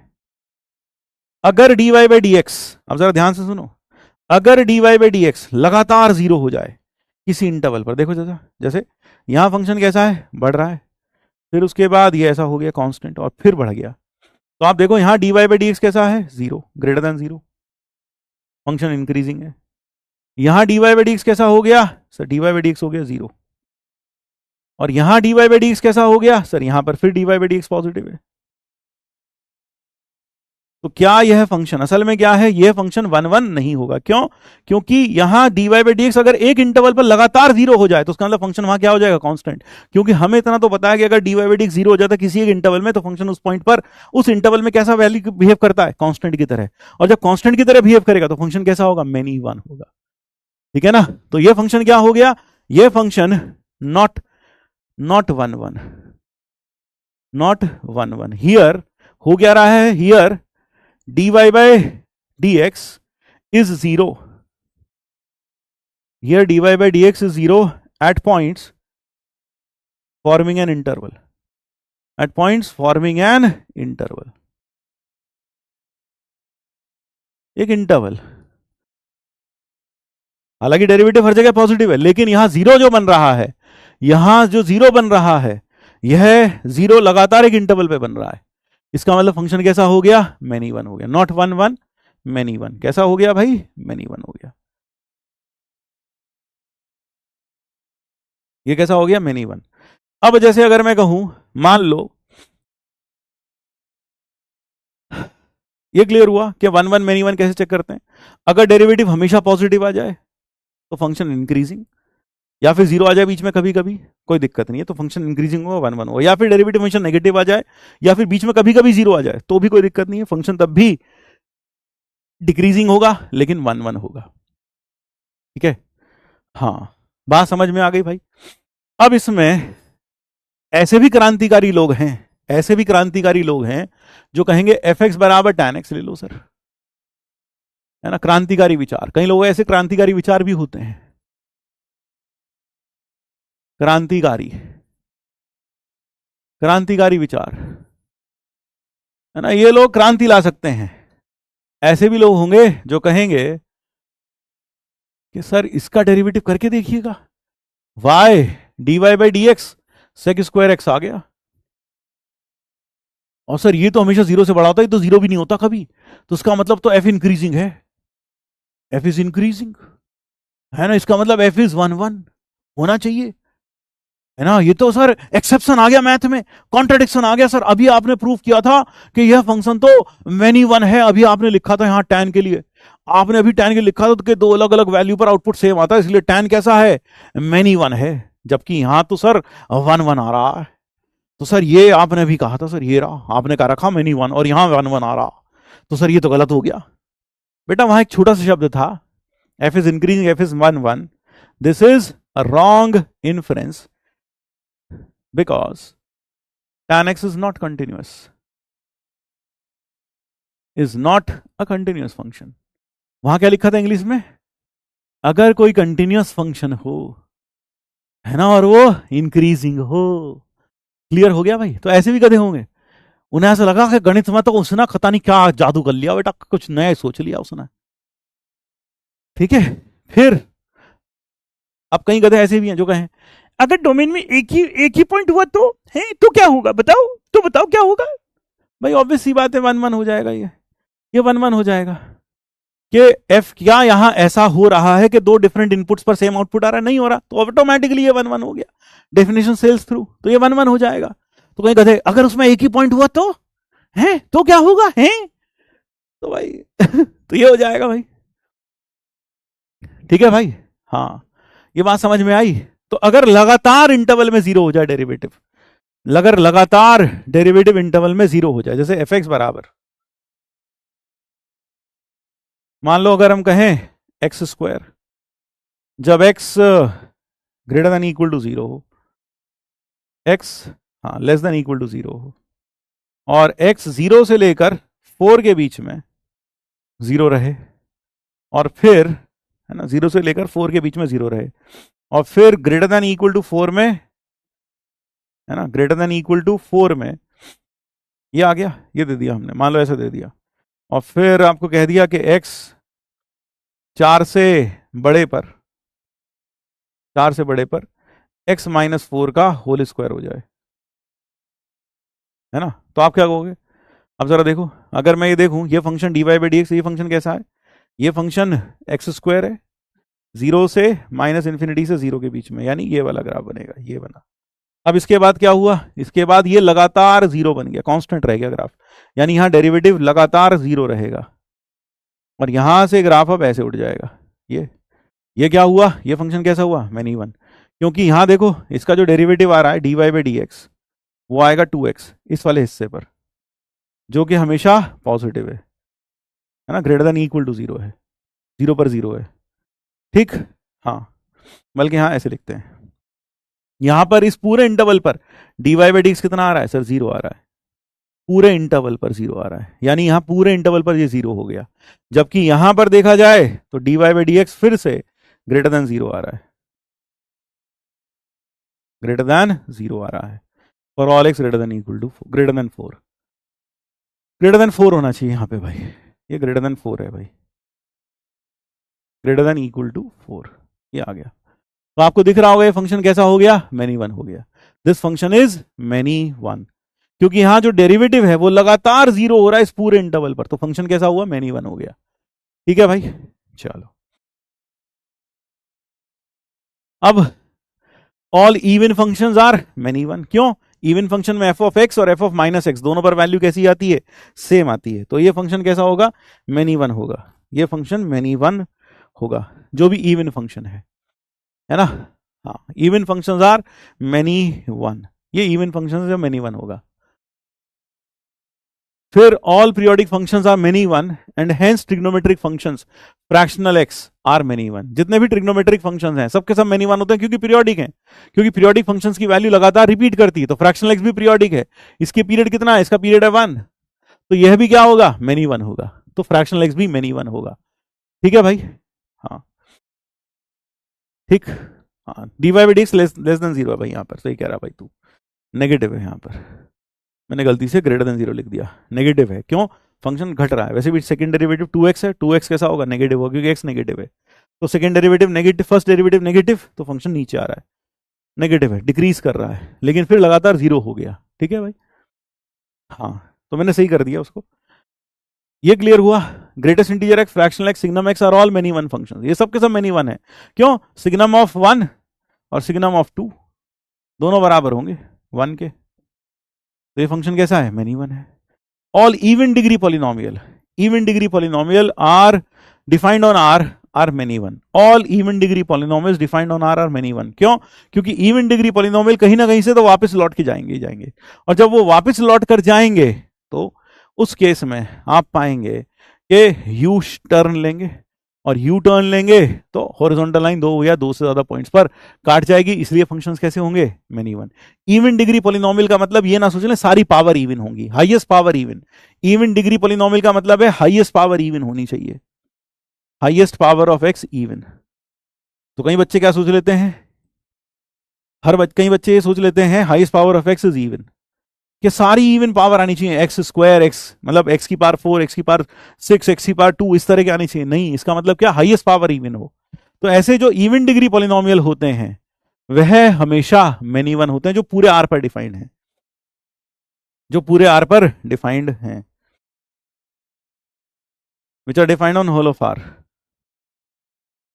जैसे शायद मैंने एक एग्जाम्पल ये बनाया था, शायद ये हमने कुछ ऐसा एग्जाम्पल बनाया भी था एक, मान लो ये 0, ये 1, ये 2, याद आया, ये 2 और ये 3, ये एक इवन डिग्री पॉलिनोमियल है, this is an even degree polynomial, but मतलब 3 पर और हो सकता है कि वैल्यू नीचे भी आ जाए, तो हमने ऐसी एक रफली ग्राफ बनाया, एक रफ ग्राफ बनाया, suppose this is the graph, है ना, से दिस इज द ग्राफ, तो आप देख सकते हैं ये एक इवन डिग्री पॉलिनोमियल है, ये इसकी रेंज क्या होगी, इसकी रेंज कभी भी पूरा आर नहीं होती, तो कहीं ना कहीं से लौटना पड़ेगा, लौटना पड़ेगा, यू टर्न लेगा, यू टर्न लेगा, तो यार ऑब्वियस ही बात है कि फंक्शन मेनी वन बन जाएगा, फंक्शन मेनी वन बन जाएगा। अच्छा, क्या हम ऑड डिग्री पॉलिनोमियल को 1 1 कहते हैं, इवन डिग्री तो 1 1 नहीं हो सकते, मेनी वन होंगे, क्योंकि वो कहीं ना कहीं से घूमकर वापस जाएंगे अपनी जगह पर। अब इसमें एक भ्रांति, कुछ भ्रम ऐसे होते हैं लोगों को, भ्रम, क्या भ्रम होता है, एक भ्रम है ना, हाँ भ्रम, भ्रम क्या होता है, एक भ्रम ये होता है all odd degree polynomials are 1 1, all odd degree polynomials are 1 1, all odd degree polynomials are 1 1, all odd degree polynomials are 1 1, एक भ्रम ये होता है बहुत बड़ा, क्योंकि लगता है वो तो 1 1 नहीं है ना, इवन वाला तो 1 1 नहीं हो सकता, तो ये 1 1 होगा, पक्की बात है, फिर तो यह गलत है, दिस इज रॉन्ग।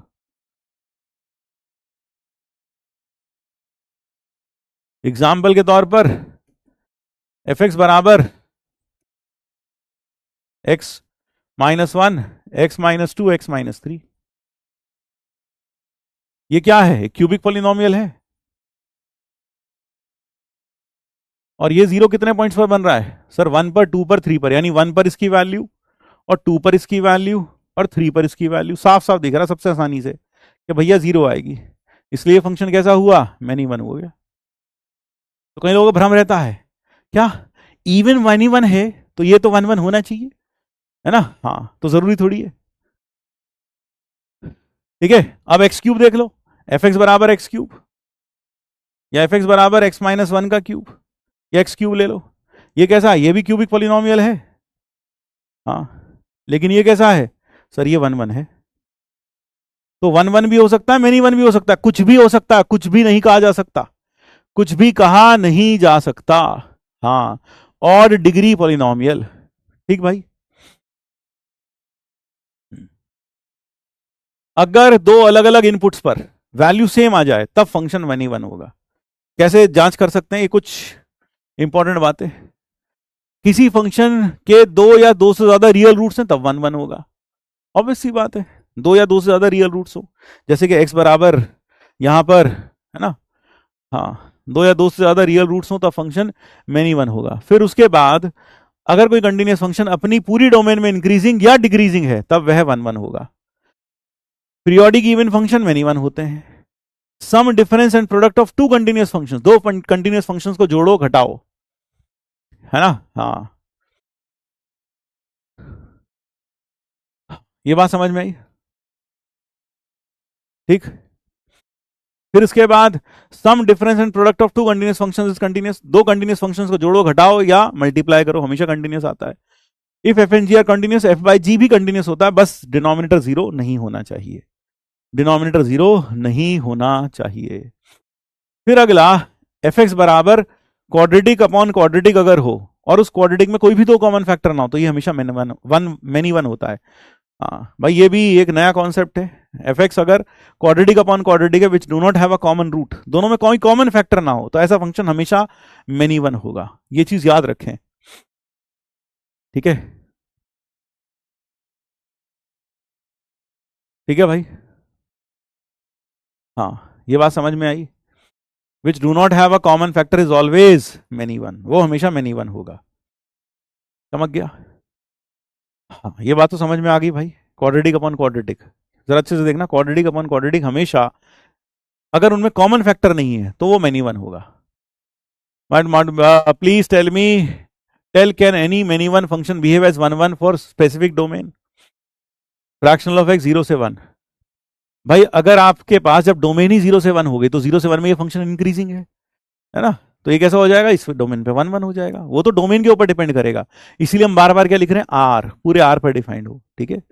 हाँ, तो ये 1 1 हो जाएगा इस डोमेन में। तो फॉर शॉर्ट नोट्स के लिए हम लोग बस सारे रिकैप्स लिख लें तो सही रहेगा, क्योंकि इसमें सारे पॉइंट्स कवर हो जाते हैं। हाँ सही है। मैंने 1 वीक पहले ही बैच ज्वाइन किया था, मैं नोट्स बनाऊं या पीपीटी से रिवाइज करूं? पीपीटी से रिवाइज कर लो और शॉर्ट नोट्स बना लो, ज्यादा अच्छा रहेगा। एक्स की power 0 is many one because power is even.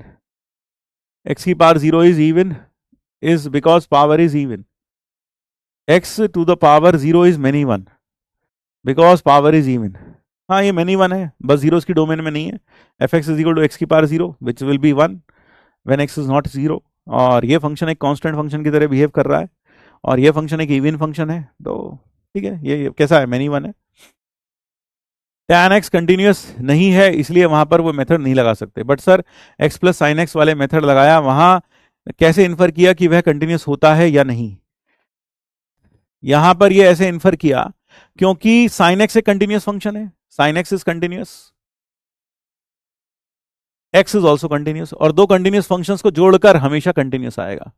दो कंटिन्यूअस फंक्शंस को जोड़ो घटाओ या मल्टीप्लाई करो, हमेशा कंटिन्यूअस फंक्शन आता है।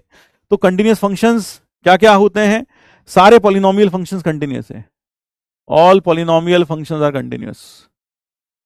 All polynomial functions are continuous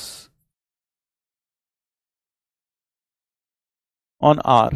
ये पूरे आर पर कंटिन्यूअस है भाई, जितने भी पॉलिनोमियल फंक्शंस हैं, है ना?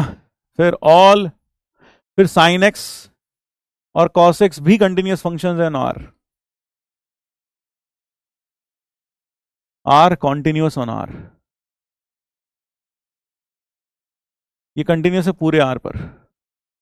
बाकी अभी हम एलसीडी पढ़ेंगे ही, वहां आपको और अच्छे से जानकारी प्राप्त होगी। अभी तो सिर्फ आपको बता रहे हैं कि उतना बता रहे हैं ताकि आप इसे सीधा सीधा क्या कर सकें, इसे समझ सकें, इसे समझ सकें। ठीक है भाई, आप इसे समझ सकें। हाँ हाँ, मेरे ख्याल से यहां पर जो लिखा होना चाहिए ना, डिस्टिंक्ट रूट्स लिख लेना। यहां अगर किसी फंक्शन के दो या दो से ज्यादा डिस्टिंक्ट रूट्स हों, डिस्टिंक्ट रियल रूट्स हों, डिस्टिंक्ट, ठीक है, हाँ, डिस्टिंक्ट रियल रूट्स हों, तब वह फंक्शन मेनी वन होगा। फिर आगे x plus sine x plus cos x, अगर आप खुद बना के देखना, odd functions are always one one, गलत है, फॉल्स है ये बात। सेकंड पॉइंट में रूट्स की जगह, हाँ ठीक है, एफ एक्स वन बराबर f x two, this implies x one बराबर एक्स टू। एक्स का एग्जाम्पल एक दो और करवा दीजिए, अच्छे से क्लियर नहीं हुआ। दो एग्जाम्पल तो करा दिए भाई, इसमें सिर्फ एक्स एफ एक्स वन बराबर एफ एक्स टू रखो, अगर वहां से सिर्फ एक्स वन बराबर एक्स टू आ जाए तो फंक्शन वन वन होगा, और अगर एक्स वन बराबर एक्स टू नहीं आए, कुछ और वैल्यू सेटिस्फाई करें, तो फंक्शन मेनी वन हो जाएगा। सर इंटरवल नहीं बनाना चाहिए से क्या तात्पर्य है? जिन जिन पॉइंट्स पर डेरिवेटिव जीरो है वह सब पॉइंट्स को अगर इकट्ठा करके लिखा जाए तो एक इंटरवल ना बन जाए, बस इतना कहा है। ठीक है, इंटरवल बन जाए ये कहा है। साइन एक्स वन वन नहीं है, लेकिन इसको जीरो से पाई बाई टू इंटरवल में वन वन बोल सकते हैं, बिल्कुल बोल सकते हैं, क्योंकि उसकी डोमेन करटेल कर दी हमने। डिस्क्रीट नहीं, क्लियर हुआ? प्लीज, पीछे करके देख चुका हूं, समझ नहीं आया। डिस्क्रीट का मतलब भैया ऐसा होता है अगर दोनों पॉइंट्स के बीच में गैप है, अगर दो नंबर्स के बीच में आप कोई एक नंबर लिख पाओ तो मान के चलना वो दोनों नंबर्स डिस्क्रीट है। जैसे कि 2.1 और 2.2, these are two discrete numbers, ये मिलकर कभी इंटरवल नहीं बना सकते। क्यों? 2.1 और 2.2 के बीच में बहुत सारे नंबर्स आएंगे तो ये डिस्क्रीट आएंगे। डिस्क्रीट का मतलब होता है अलग अलग, जिनके बीच में कुछ ना कुछ गैप्स हो, ऐसे नंबर्स को हम डिस्क्रीट नंबर्स बोलते हैं, डिस्क्रीट पॉइंट्स बोलते हैं। तो डिस्क्रीट का मतलब क्या होगा? जिनके बीच में गैप हो, यानी वो मिलकर लगातार एक इंटरवल ना बना ले। इंटरवल में कोई गैप नहीं होता, जैसे इंटरवल 0 से 1, अगर मैं कहूं इंटरवल 0 से 1, तो यहां पर 0 से 1 पूरा इंटरवल, ये पूरा ठोस पूरा का पूरा इंटरवल है, कहीं गैप है बीच में? नहीं सर, कोई खाली जगह नहीं है, पूरा इंटरवल है, तो इसको हम कहते हैं इंटरवल। और डिस्क्रीट का मतलब क्या होता है? दो पॉइंट्स जिनके बीच में कोई नंबर डाला जा सके, ऐसे पॉइंट्स को हम डिस्क्रीट पॉइंट्स बोलते हैं। ठीक है भाई, ठीक है, क्लियर है भाई? ये बात समझ में आई? यह बात समझ में आई? फिर यहां नेक्स्ट, स्टार्टिंग में ऐसा लगा कि दो दो एक्स पर एक value so not one one, but यह है पॉइंट कि काश बैठ ये कि एक्स वन बराबर एक्स टू यानी दो अलग अलग नहीं आई, बल्कि एक ही एक्स पर what is one one means, क्या मेरी सोच राइट है? भाई जरा सी सोच पढ़ लो, तुम समझ में आ रही हो तो। इस चैप्टर को खत्म करने में फिट जी में 1.5 मंथ लगा दिए थे। 12th में कंटेंट ठीक था, लेकिन आपका कंटेंट बहुत रिच है। सर केसीएलएस में ई की पावर एक्स माइनस वन को टी लेट करा जा सकता, करके आ सकता है। केसीएलएस 2 में कौन सा भाई? केसीएलएस 2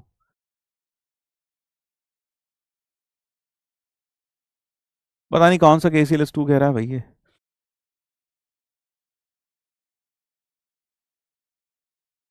चलो आगे बढ़ते हैं भाई। नेक्स्ट, यहां आ जाइए। All even degree polynomials defined over R is, ये कैसा होगा? वन वन या मेनी वन? बताओ। ऑल इवन डिग्री पॉलिनोमियल्स, पहले का आंसर बोलो। All even degree polynomials defined over R is one one या मेनी वन? हाँ जल्दी से बताओ, हाँ बताओ,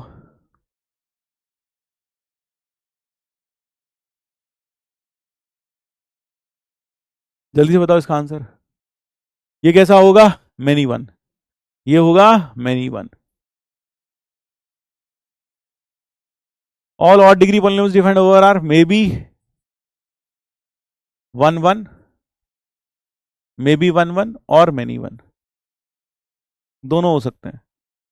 वन वन भी हो सकते हैं, मेनी वन भी हो सकते हैं, कुछ नहीं कहा जा सकता, टेस्ट करना पड़ेगा, देखना पड़ेगा इंक्रीजिंग है ना। All even functions many one, all even functions are many one.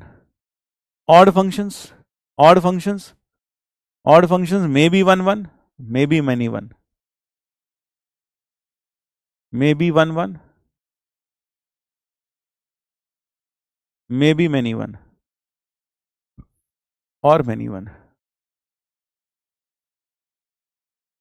अब देखो जनता बहुत ज्यादा समझदार है. अब उसमें कहीं कोई टीचर आके ये बोल देगा या तुम समझ लोगे ऐसा. इवन फंक्शंस है. मान लो एक फंक्शन ले लें एफ एक्स बराबर 0 और इसकी डोमेन लिखें सिर्फ एक सिंगलटन सेट 0. तो ये फंक्शन कैसा है? ये फंक्शन सिर्फ एक डॉट लगेगा. ये सिर्फ एक डॉट लगेगा यहां पर. अब ये फंक्शन कैसा है? ये फंक्शन हम कह सकते हैं इवन फंक्शन है. This function is even as well as, हम इसे इवन भी कह सकते हैं और ऑड भी कह सकते हैं वैसे देखा जाए तो. ये सिर्फ एक ही पॉइंट पर डिफाइंड है ना. ये सिर्फ एक ही पॉइंट पर डिफाइंड. एक ऐसा फंक्शन है इवन भी है और ऑड भी है. Even as well as odd. ये सिर्फ एक ही पॉइंट पर डिफाइंड है. Even as well as odd.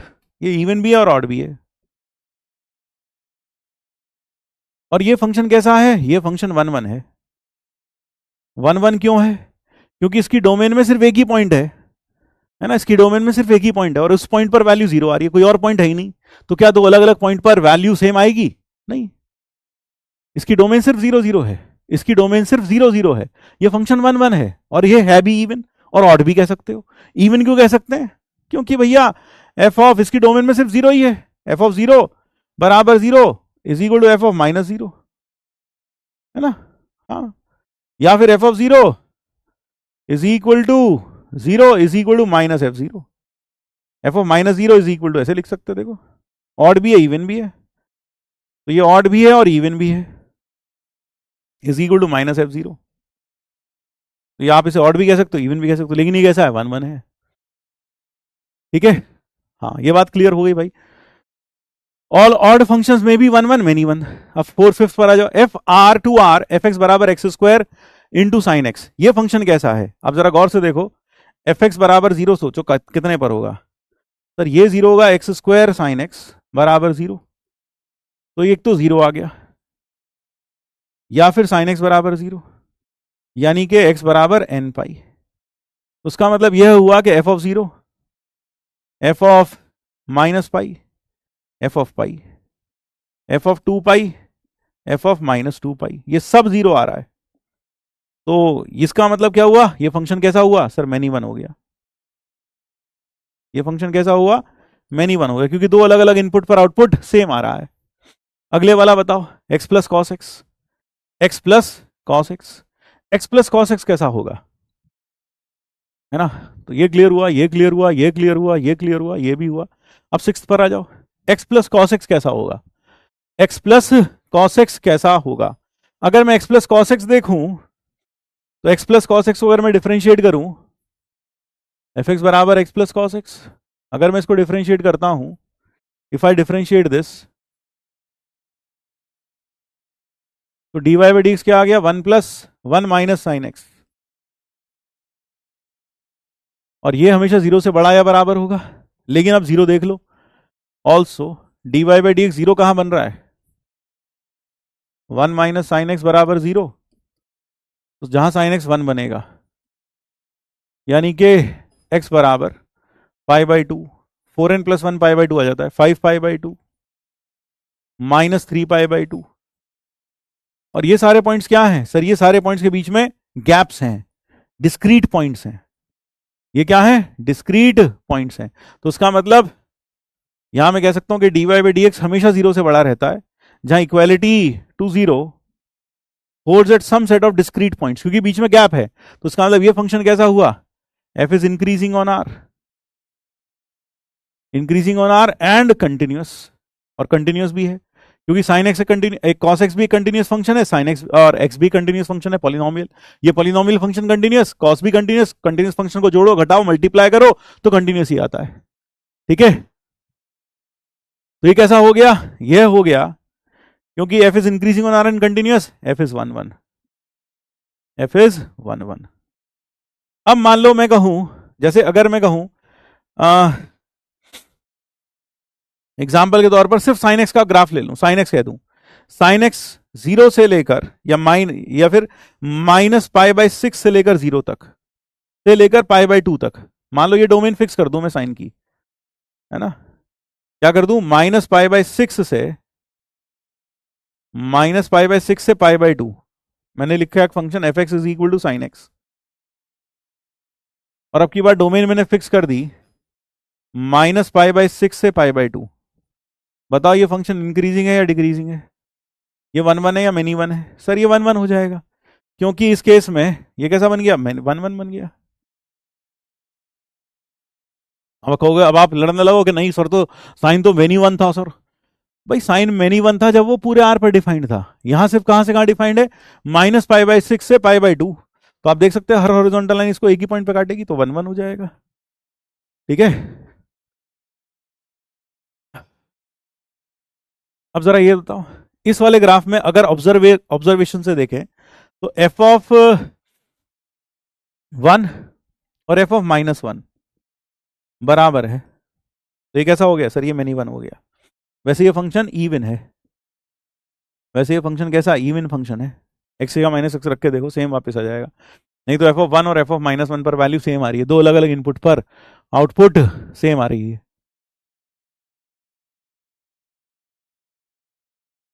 Clear है बात, क्या ये बात समझ में? अब बताओ कोई डाउट हो तो पूछो, अब मन में कोई क्रांतिकारी विचार हो तो पूछ लो। अब जैसे ये पूछा है, ये फंक्शन बताओ 1 1 है कि मेनी 1 है, तो क्या करें, क्यूबिक फंक्शन है तो सर इंक्रीजिंग डिक्रीजिंग चेक करो, ये कंटिन्यूअस तो है ही पूरे आर पर, कंटिन्यूअस ऑन आर। अब अगर मैं dy/dx निकालूं इस फंक्शन का, कितना आएगा सर, वो आएगा 6x² -18x और +12, 6 कॉमन लिया, कितना आया, x² -3x +2, ये आ गया। इसके फैक्टर हुए 6 इंटू x-1 इंटू x-2। अब सोचो dy/dx पॉजिटिव कब होगा, सर यहां मैं लिख लेता हूं 2 और 1, यहां होगा पॉजिटिव, यहां नेगेटिव, यहां पॉजिटिव, ऐसे ही होगा भाई। जरा देख लो, dy/dx का साइन चेक कर लिया मैंने, dy/dx का साइन चेक कर लिया, है ना। इंक्रीजिंग डिक्रीजिंग पता कैसे चलेगा बेटा, तेरे लिए आकाशवाणी होगी, कैसे पता चलेगा, इतनी बार अभी पूछ रहा है इंक्रीजिंग डिक्रीजिंग पता कैसे चलेगा। तब ये भांग खा के सोया था जब क्लास में ये बता रहे थे कि इंक्रीजिंग डिक्रीजिंग पता कैसे चलेगा, ये तब भांग खा के सो रहा था, है ना। हाँ, सुबह गांजे का चाय ज्यादा ही ले लिया होगा, है ना। कैसे पता चलेगा, यहां लिख रखा, कैसे पता चलेगा, डिफरेंशिएट कर ले इतनी बार, यहां कैसे पता चला था, यहां कैसे पता चला था, है ना। फिर भी ये गांजा, मतलब क्या कहें, अफीम का अचार खा के लोग सोए रहते हैं, फिर कहेंगे पता कैसे चलेगा, है पता कैसे चलेगा, यहां ये कैसे पता चला था, यहां इंक्रीजिंग है, कैसे पता चला था, तू बता ना। तो dy/dx निकालेगा तो पता चलेगा। तो इसका मतलब क्या है, फंक्शन यहां पर डेरिवेटिव कैसा है, पॉजिटिव, फंक्शन क्या करेगा, इंक्रीज, ऊपर जाती हुई एक लाइन बना दो, फिर इसके बाद क्या करेगा, डिक्रीज, नीचे आती हुई एक लाइन बना दो, और फिर यहां 2 के बाद इंक्रीज करती हुई एक लाइन बना दो। इसे मैं कहता हूं line chart of dy/dx, line chart for dy/dx, this is the line chart for dy/dx। Line chart बनाए, यहां पर डेरिवेटिव पॉजिटिव है, लाइन चार्ट फॉर फंक्शन कह लो इसको, इसको मैं कहूंगा line chart for fx, not dy/dx, line chart for y equal to fx, ये उसका लाइन चार्ट बन गया। लाइन चार्ट से ये पता चलता है कि फंक्शन यहां बढ़ेगा, फिर घटेगा, फिर बढ़ेगा, क्योंकि डेरिवेटिव पॉजिटिव है, तो डेरिवेटिव पॉजिटिव का मतलब फंक्शन इंक्रीज कर रहा है। ठीक है, हाँ, ये बात समझ में आई।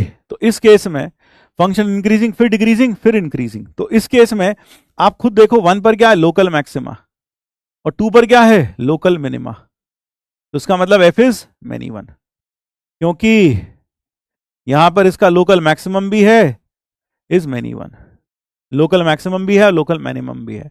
f हैज लोकल मैक्सिमम कहां पर, एट x बराबर 1, and local minimum at x बराबर 2। तो उसका मैक्सिमम मिनिमम है, तो यानी ग्राफ यहां पर यू टर्न लेगा।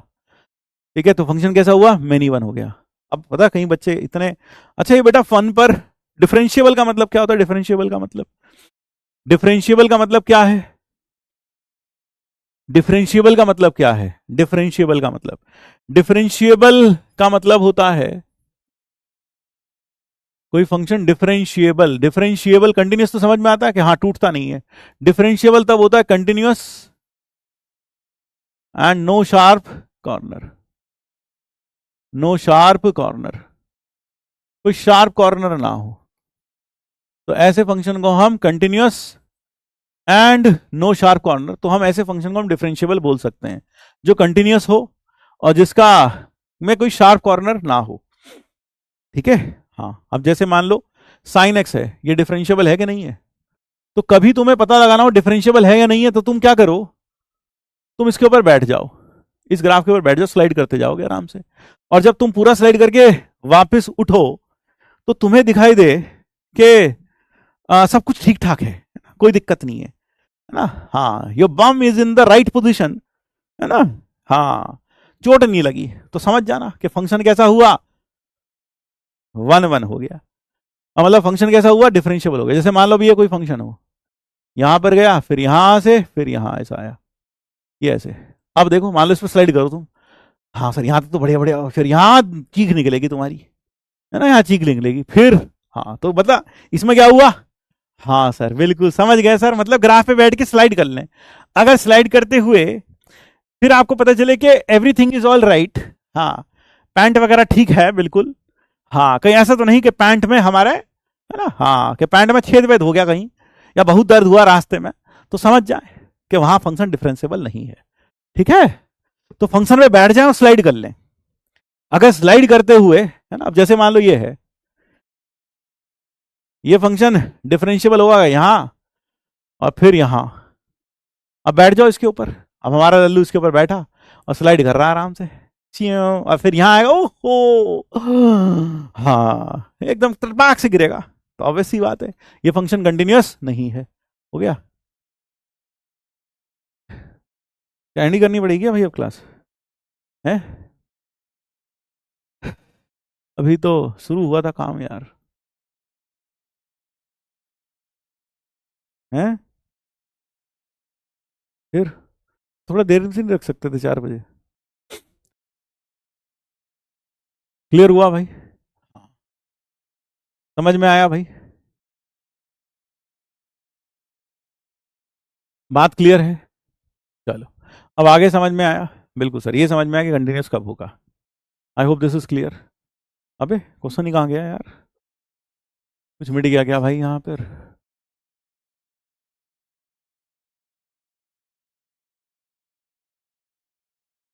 हम्म,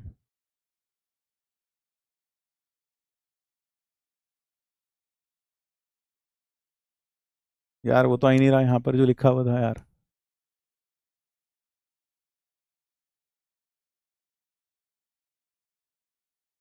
हाँ आ गया भाई, ठीक है।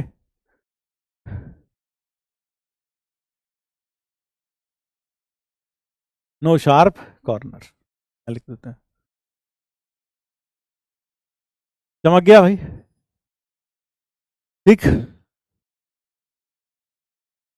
हाँ चमक गया।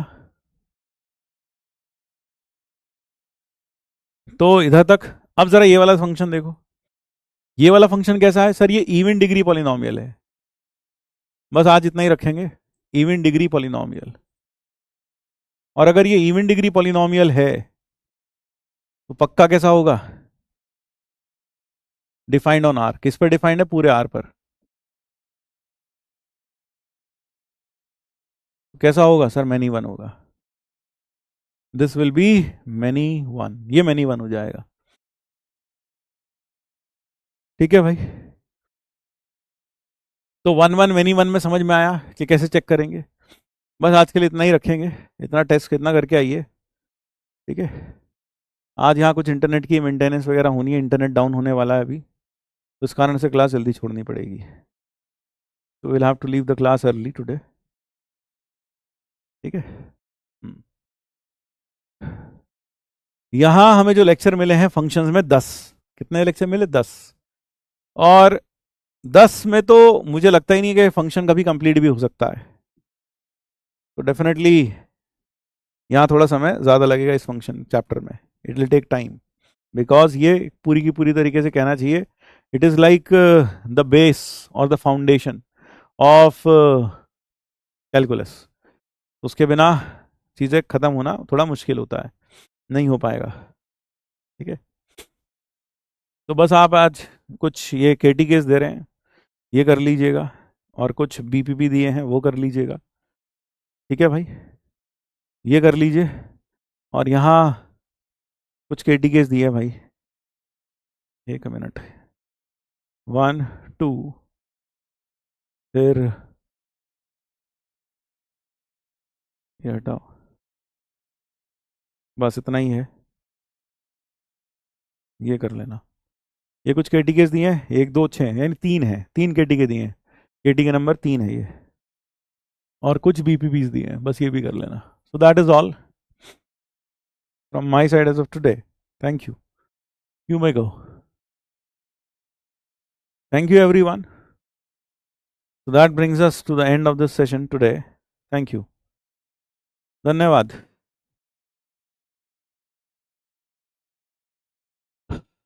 ठीक है, हाँ, बीपी दे दिया आपको करने के लिए, वो कर लो। ठीक है, हाँ, चलिए ठीक है, एंड करो यार।